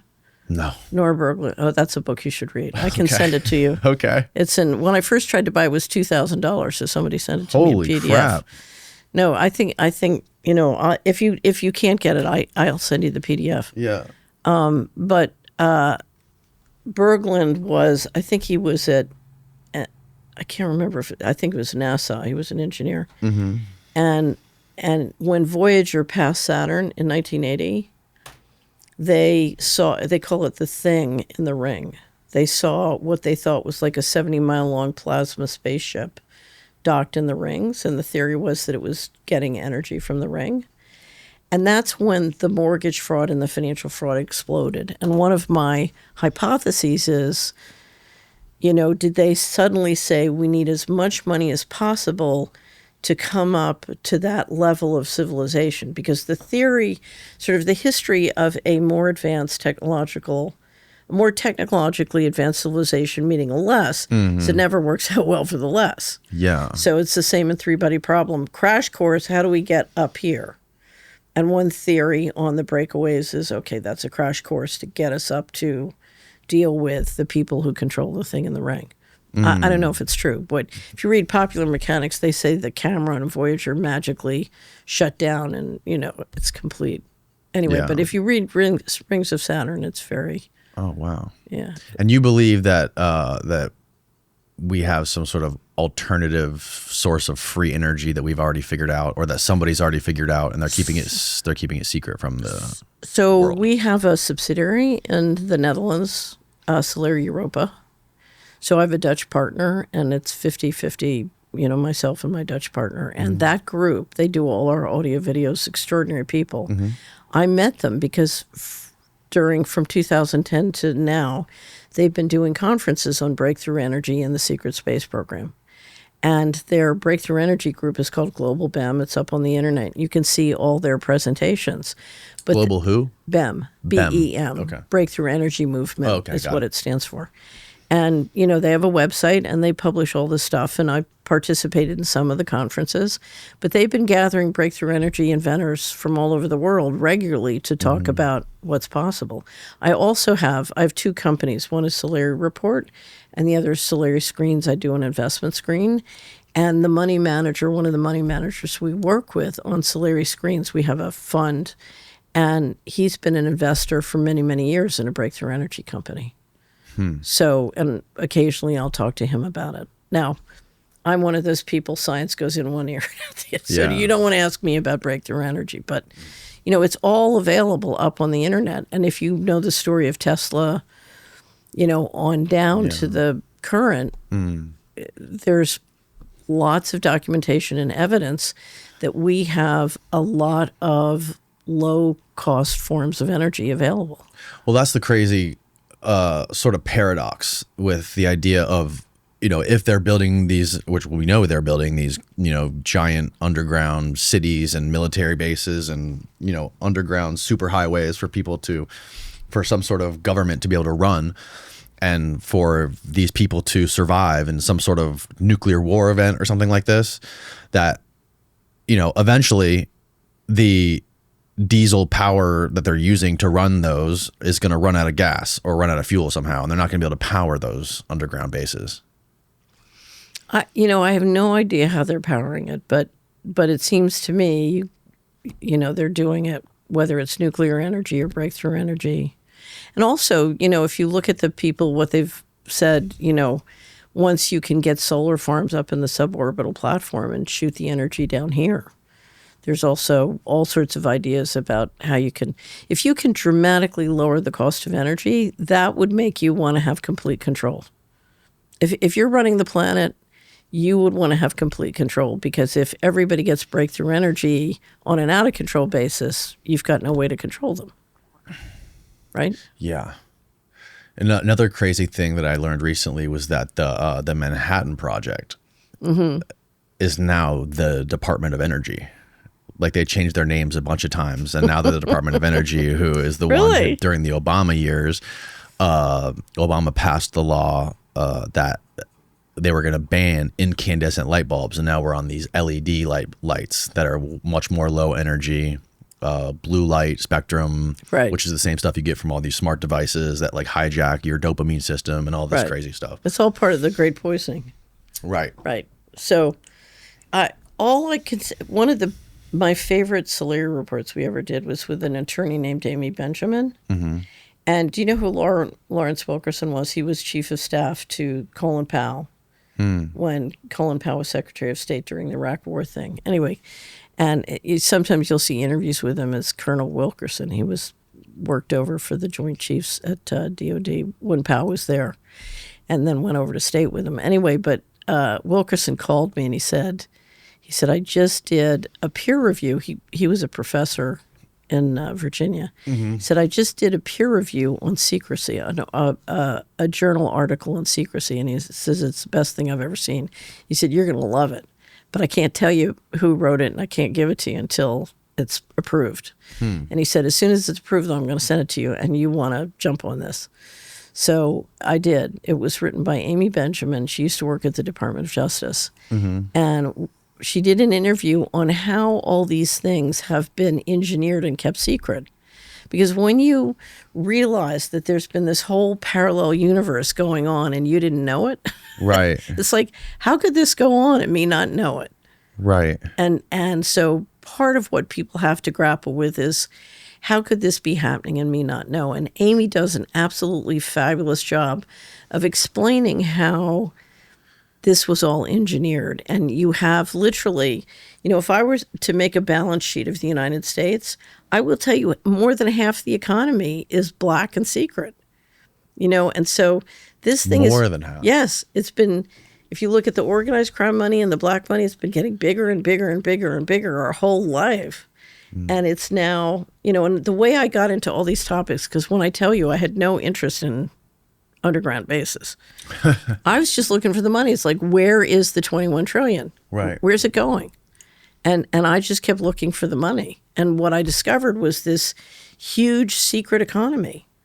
And it was really funny. For many, many years, I had so many wars with the financial guys because they would say the dollar's going to collapse. And I said, no, it's not. It's not going to collapse because it's backed up by invisible weaponry, that makes sure it doesn't collapse. And it's not going to collapse because when you steal 21 trillion, you got lots of money. There's no reason to collapse. You're collapsing the people you're stealing it from, but you're replete. Okay, you're not going to collapse. The reason they're doing it is so they have no reason. They're resource rich. They're not going to collapse. So it was really sort of, I'll never forget, there's a famous show I did with Greg Hunter, who's sort of an ally of mine, who I very much, we have a very good friendship. And Greg was screaming at me. He said, I've had 30 of the most important financial people on this year, and they all say the dollar's going to collapse. You have to be wrong. I said, Greg, I'm right. The dollar's going to go up. It's going to go up strongly. And because I'm looking at all the stolen money. Right. And so he says, finally, I said, I'll bet you $1. He said, you have to be wrong. Every financial guy in the world, all these top guys are saying it's going to, I said, it's not going to collapse, it's going to go up. And he bet $1 and I made him pay me because it was up 12% by the end of the year. I mean, it's a big move. And it was Farrell. It was thanks to Farrell that I was working with that I could really, and I was working with some money managers too, but you have to, if you're going to look at the economy, you have to look at the whole thing. And if the secret part is as big as the overt part, you have to look at it on an integrated basis. Yeah. Which is hard because it's hard to get reliable intelligence, as you know. Yes. But that's where the unanswered question comes in, and you have to just frame it. Now, how does, when it goes, coming back to energy, solving the energy problem, how does this idea of depopulation solve that? Well, here's the thing. If you look at the control grid, it's very, there are two things that are unbelievably environmentally damaging. Okay. You have a global population of 8 billion people. If they all want to come up to a level of per capita spending and mineral and other resource uses as the West, enormous environmental pressure. Where are you going to get all the minerals to build those roads, have that many cars, et cetera? Yes. Okay. So you're talking about enormous environmental pressure. That's number one. Number two, if you can institute breakthrough energy, then they're all going to want to have 10 kids, right? Yeah. More environmental. Lifespan is going to get longer. So you solve that by control grid, but the thing that is the most energy wasteful of all is the control grid. Bitcoin, 3 years ago was using more energy than Switzerland. right? Really? Yeah. In 2023, it was using like 140% of all the energy used by the Netherlands. Holy shit. Well, but you look at the data centers. I mean, just Bloomberg had an article 2 months ago. If you look at the data centers planned for Texas, they need 30 new nuclear plants. 30. 30 by 2030 is what the article said. 30 new nuclear plants. And China's building nuclear plants, right and left. So the energy, this much data and managing and keeping data, because they're talking about putting sensors throughout the forests. You've got Internet of Bodies, Internet of Forests, Right. Internet of, you're talking about digitizing everything and collecting and managing the data using AI. The energy is enormous. I had this gentleman on here a couple weeks ago who his first day on the job working for the NSA was 9/11. And he was explaining the sentiment and the sort of the vibe at the office that day. And he said that everyone was very optimistic about the future of the CIA now that they were going to be able to just gather data from people in heaps.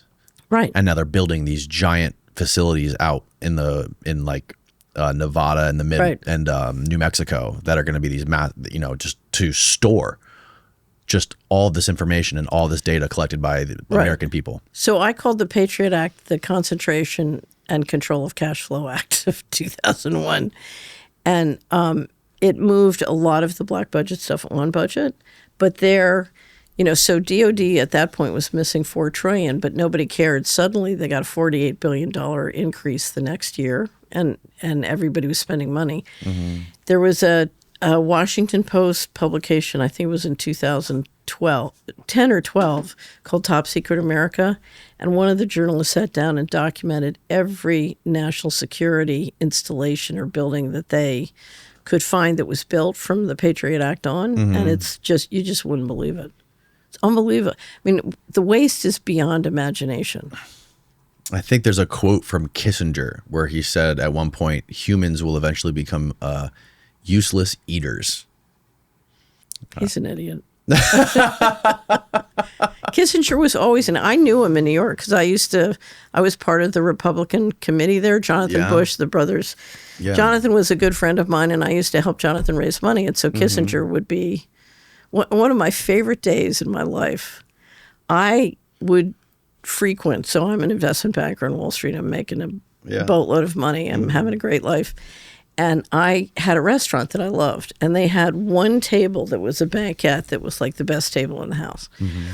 And I would always go there, and that was my table. And we would always confirm our reservations 3 times just to make sure there's no problem. And I had dealt a lot with Kissinger at some of the Republican luncheons, and Kissinger is, he could be the most narcissistic person on the planet. It was unbelievable. Anyway, so I'm standing in line right behind Kissinger, and Kissinger tells the maitre d', who's looking at me, I'm behind him, that he wants that table. And she says, I'm sorry, sir, that's reserved. I can't give it to you. And he's furious. He's just like, I'm Henry Kissinger. And she said, I'm sorry, sir, I can't give you that table. Anyway, so I'm with my client. And so he's mad, and she goes off and finally sits him someplace, but he's steaming. Mm-hmm. And she says, Miss Fitz, your table's ready. And takes me, and my client's looking at me like, who the fuck are you? And Kissinger across the room is like, I hate you. And I'm laughing my head off because it was just like, oh my God. Okay, Henry. That is hilarious. The girls won this one. My client was a female, so Henry was really pissed. Wow. Right, it was pretty funny. That was a great day. That's fucking hilarious. He was there's a story about Kissinger, and I don't know if it's true, that he's finally taken into the inner sanctum and he's given the books of all the classified information that the military knows about what's really going on. And it totally changed him because he was like, okay, we can't tell anybody. Really? Yeah. So I always imagine like what that would be like to have that information in your head. Well, How would that affect you? I don't know. I have tried. If you look at all the paranormal phenomena on this planet, I've tried to understand it and figure it out. Mm-hmm. And I can't figure it out. But I've been through most of the material. Farrell and I did a great 2-hour interview called Who is Mr. Global? And we went through every different hypotheses. What do you mean? Can you define Mr. Global? It's the committee that runs the world. So Okay. there's a committee at the top that makes all the big decisions. And my nickname for it is Mr. Global. So the question is, who is Mr. Global, and why is Mr. Global doing what he's doing? Because when I look at a situation, I like to put myself in somebody else's shoes. Like if I was Danny and I was doing this, what would it look like from my point of view? And so I want to put myself in why is Mr. Global doing this? What's Mr. Global's point of view? So anyway, Joseph and I went through and did Who is Mr. Global and why is he doing what he's doing? So we went through all the theories, but some of my favorite comments on the internet is they'll say, well, she worked at the White House and she knows, so she's not telling us. It's like, no, everybody at the White House is not sure. Who's your best guess of who Mr. Global is? I think you have intergenerational pools of capital, and right now they are over influenced by occult. Occult. Yes. So I think you have interdimensional intelligence, which is operating demonic intelligence. Interdimensional demonic intelligence. Yeah. Yep. So I think this thing about good and evil is real, and I can't find it anymore. I found it once. There were in the 1930s, a British physicist got up and said, we are being manipulated, but from other dimensions by intelligent beings from other dimensions. So I think if you study Christianity and you read the Bible, you're dealing with both divine intelligence and demonic intelligence. And I think too much of the leadership has gotten deeply involved in the occult and demonic kinds of intelligence. Wow. So I just read a book, and I have no idea. So I've tried to find every theory to explain the paranormal stuff. So I'm not telling you this is true, but I just finished reading a book called Final Event by Nick Redfern. I don't know if you've ever read it. And he describes it's a exploration of a group of military intelligence in the United States called the Collins Elite. Oh yeah, I've heard about the Collins Elite. Yeah. And they came to believe that the ET phenomena was a demonic phenomena. It was not people from another planet. It was demonic intelligence. It was biblical stuff. Right. And one of the things he discovered was that, or the Collins Elite apparently discovered, is in many sort of ET abduction events, if you called on Jesus Christ, it would stop. What? Yeah. That's what he reported. And he strikes me, I don't know anything about him, but it struck me as someone who was trying to do a faithful job of simply reporting what they found. There's a lot of folks in the intelligence community that publicly state how they believe that the whole UFO phenomena is like this biblical thing. How it's angels and demons, and these things can be angelic entities, and like literal, like ground, like legitimate people in the intelligence community, whether they're still active or retired or whatever, that have been on podcasts that state they believe this. So I am sure that all of that stuff is happening. So I think we are dealing with demonic and angelic forces in our world, and that's interdimensional intelligence. So the Bible calls it, demons and angels. Other people call it fifth dimension or whatever. Yeah. But I think we're absolutely, and I will tell you what I think is the most important thing to understand about the universe. So write this down. This is my favorite. My favorite new book is A New Science of Heaven by Robert Temple. Oh yeah. 99% of the material in the universe is plasma. Our universe is made up of plasma. And I used to hear that David Bohm said this, and other physicists as well, but Temple's really documented and nailed it. And I'm sure he's right. Plasma is alive and it's intelligent. And that means life is alive and intelligent. Plasma or dark matter? Plasma. Plasma. But, let me make it simple. The universe is alive and intelligent. Sure. And we share intelligence with all life. You know, so in the Lord of the Rings, when the trees show up to help, that's real. Right. So life is alive, and the notion that you can take digital technology and control it centrally, once you understand that, is so ridiculous. Only a demonic intelligence would come up with that plan. Huh. Right? Have you noticed this recent phenomena of, and there's been articles written about it, of essentially a lot of big shots in Silicon Valley are mapping Christianity now onto everything that's going on in Silicon Valley.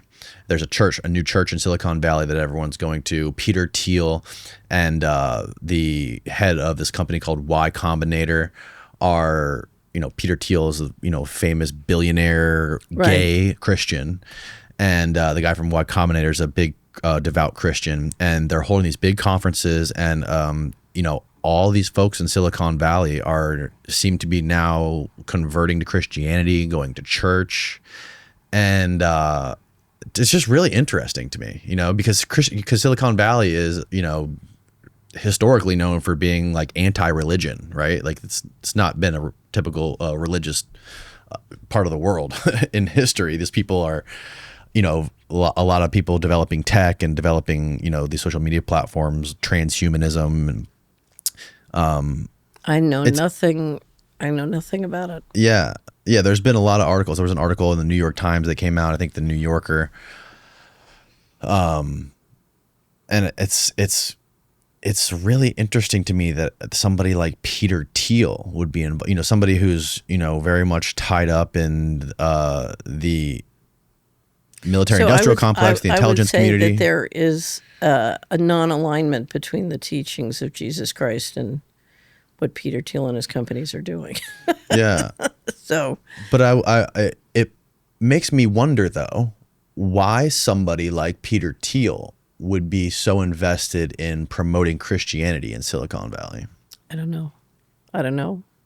I would need to understand a lot more. I wonder if it has something to do with trying to bolster Christianity in the United States, or sort of revive Christianity in some sort of a national security aspect. Well, here's the problem. The problem is that there has been so much financial fraud and corruption that you have a real breakdown in productivity in the general population.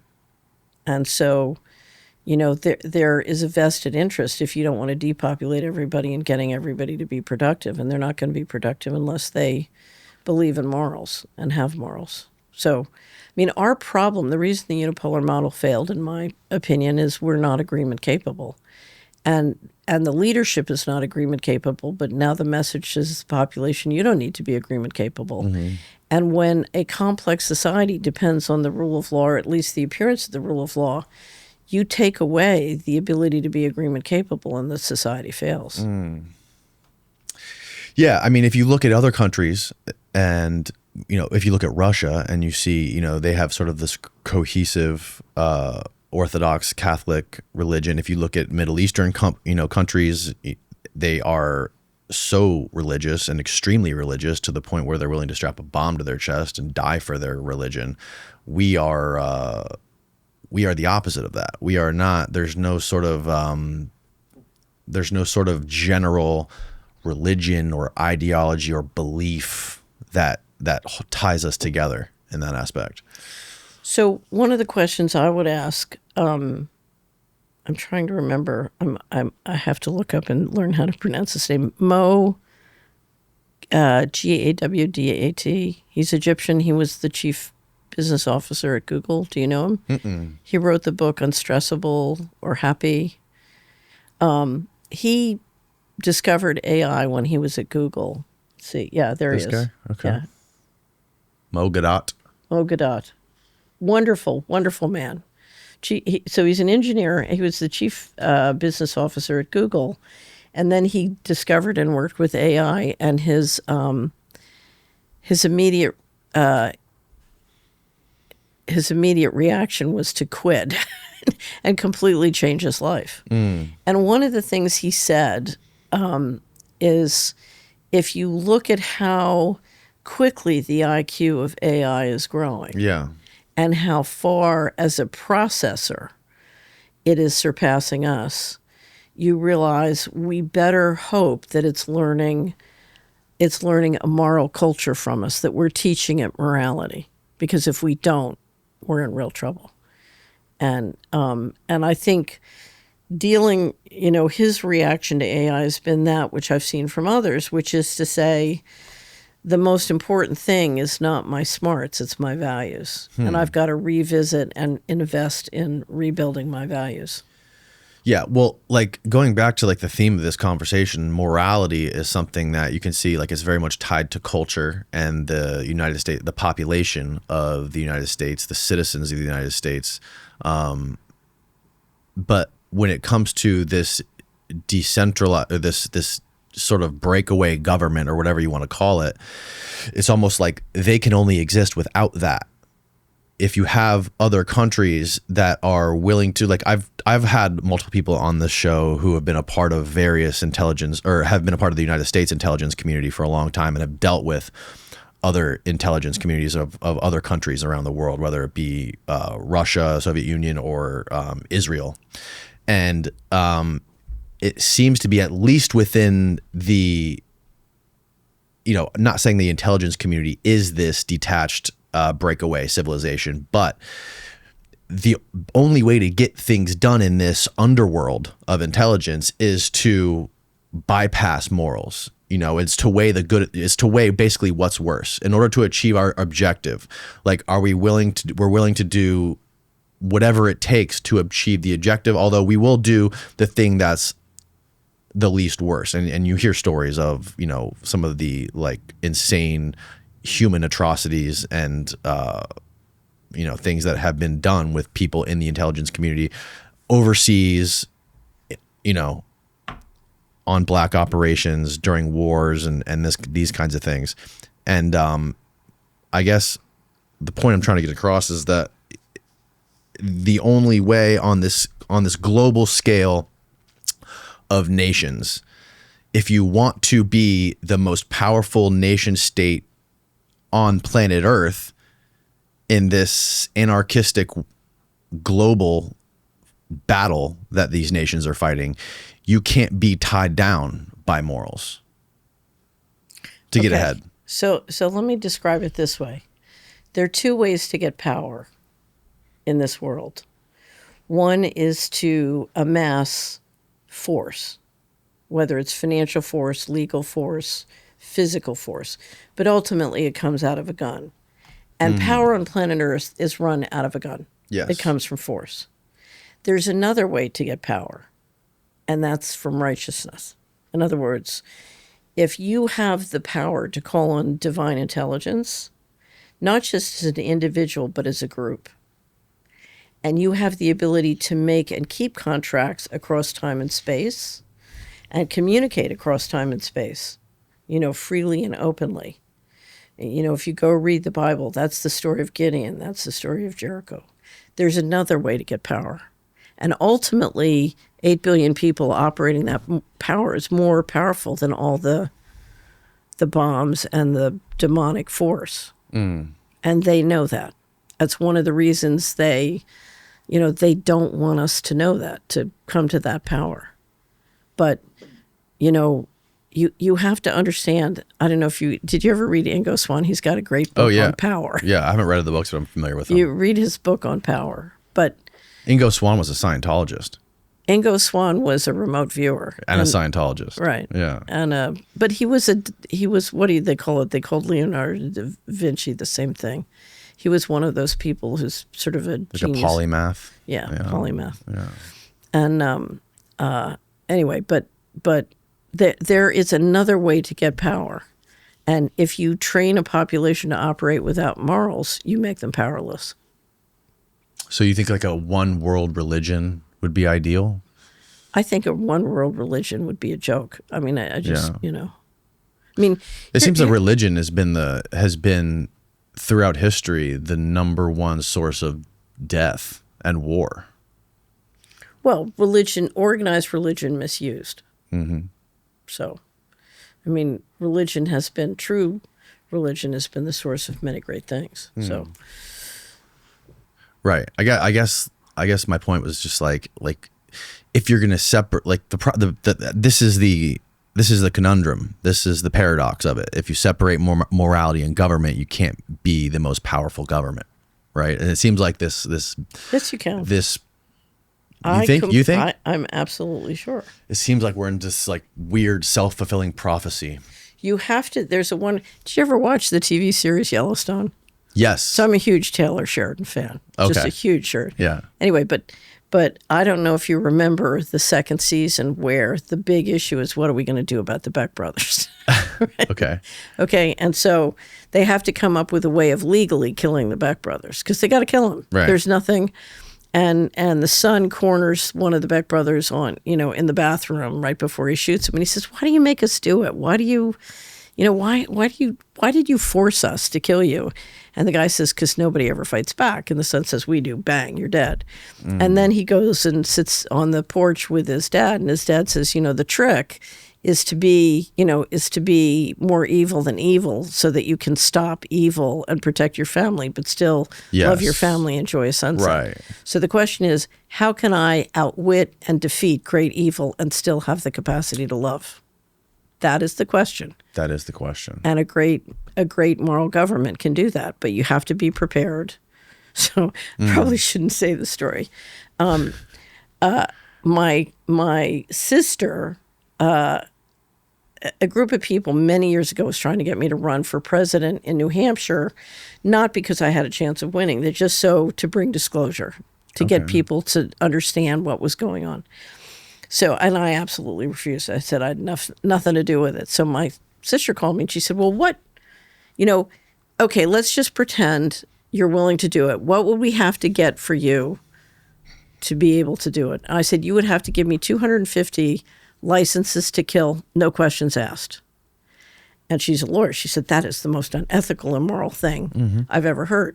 I said, "How am I supposed to run an organized crime syndicate unless I have the ability to enforce?" Right. Right. So she thought that was unethical. I didn't think it was unethical. She asked me what I needed to do the job effectively. Right? Mm-hmm. Right. In order to survive. No, in order to do a good job at the job. So if you're going to stop evil, you're going to have to use force.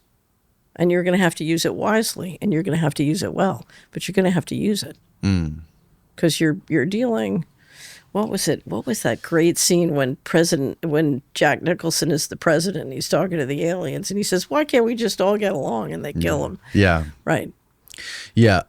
But this is like, then you get into like, if you want to use another example of this paradox would be like what's going on in the Middle East with Israel and the Muslims, right? And the Israel-Palestine thing. When I think there was just some lady who was, she was up for, I think she was up for the some position in the UN, right? Like the ambassador to the UN, and she was in front of Congress, and somebody asked her, like, "Do you think Israel has a biblical right to the West Bank?" And she goes, "Absolutely, Israel has a biblical right to the West Bank." Then she hasn't read the ancient scripture. That's a bunch of hooey. Ask Farrell. Farrell. Yeah. I mean, Farrell has a PhD in patristics from Oxford. And get him to explain. It's all a bunch of hooey. Yeah. Yeah. That's just an organized crime syndicate who's great at spin. So how do you think we get back on the right path then? On this, where it seems like we're on this downward spiral right now. We are definitely on a downward spiral, and we have to change the model. And what we focus on at Solari. So if you come to Solari, we have something called the Building Wealth Curriculum. I told you to go take a look at it. Yeah, I watched it. I think we have to decide, do we want to be free or do we want to be in the control grid? And so we're going to have to slow down and stop the control grid. And there are many things you can do. So we have several big pieces on how to work with your state legislature and all the things the state legislature can do under the Constitution to protect the Constitution and to stop the control grid. Okay, and I think that's one thing. The other thing is, if you look at how many of us are financing the control grid, supporting the control grid, supporting the people who are implementing the control grid, or going to work and implementing ourselves, we can all just stop doing that. And so that's another thing we can do. And we have it's an article, "I want to stop CBDCs, what can I do?" So we have a fantastic amount of information. But then I also think each one of us can go to work in our own life, because this is control and freedom happen one person at a time. And what you can do is make sure you and your family aren't controlled, that you're free, but you use your time and money to do things that help other people be free. Because you and I can't be free unless everybody else is free. It's an all or nothing thing. So we have to grow and adopt a culture where we're getting our power not from a gun, but we're getting our power from righteousness. And we are doing things that help our family be free, like protecting them from the great poisoning. I mean, you, Danny Jones, should be doing everything in your family to make sure your water, your food, your whole way of life is protecting your family from the great poisoning. And there are many, many things you can do that, especially because you live in a very beautiful place. But and so we have to live our lives and live our lives where we adopt and support the culture that is healthy and help those around us do the same. And if you come into Solari, that's what our whole Building Wealth curriculum is about. And all of our political action, we've invested extraordinary money in the last 2 years trying to help state legislatures do those things under the Constitution they can do to slow down and stop the control grid. We can stop it. We still have time to stop it. So you're optimistic about this? I'm optimistic that it's possible. I'm not...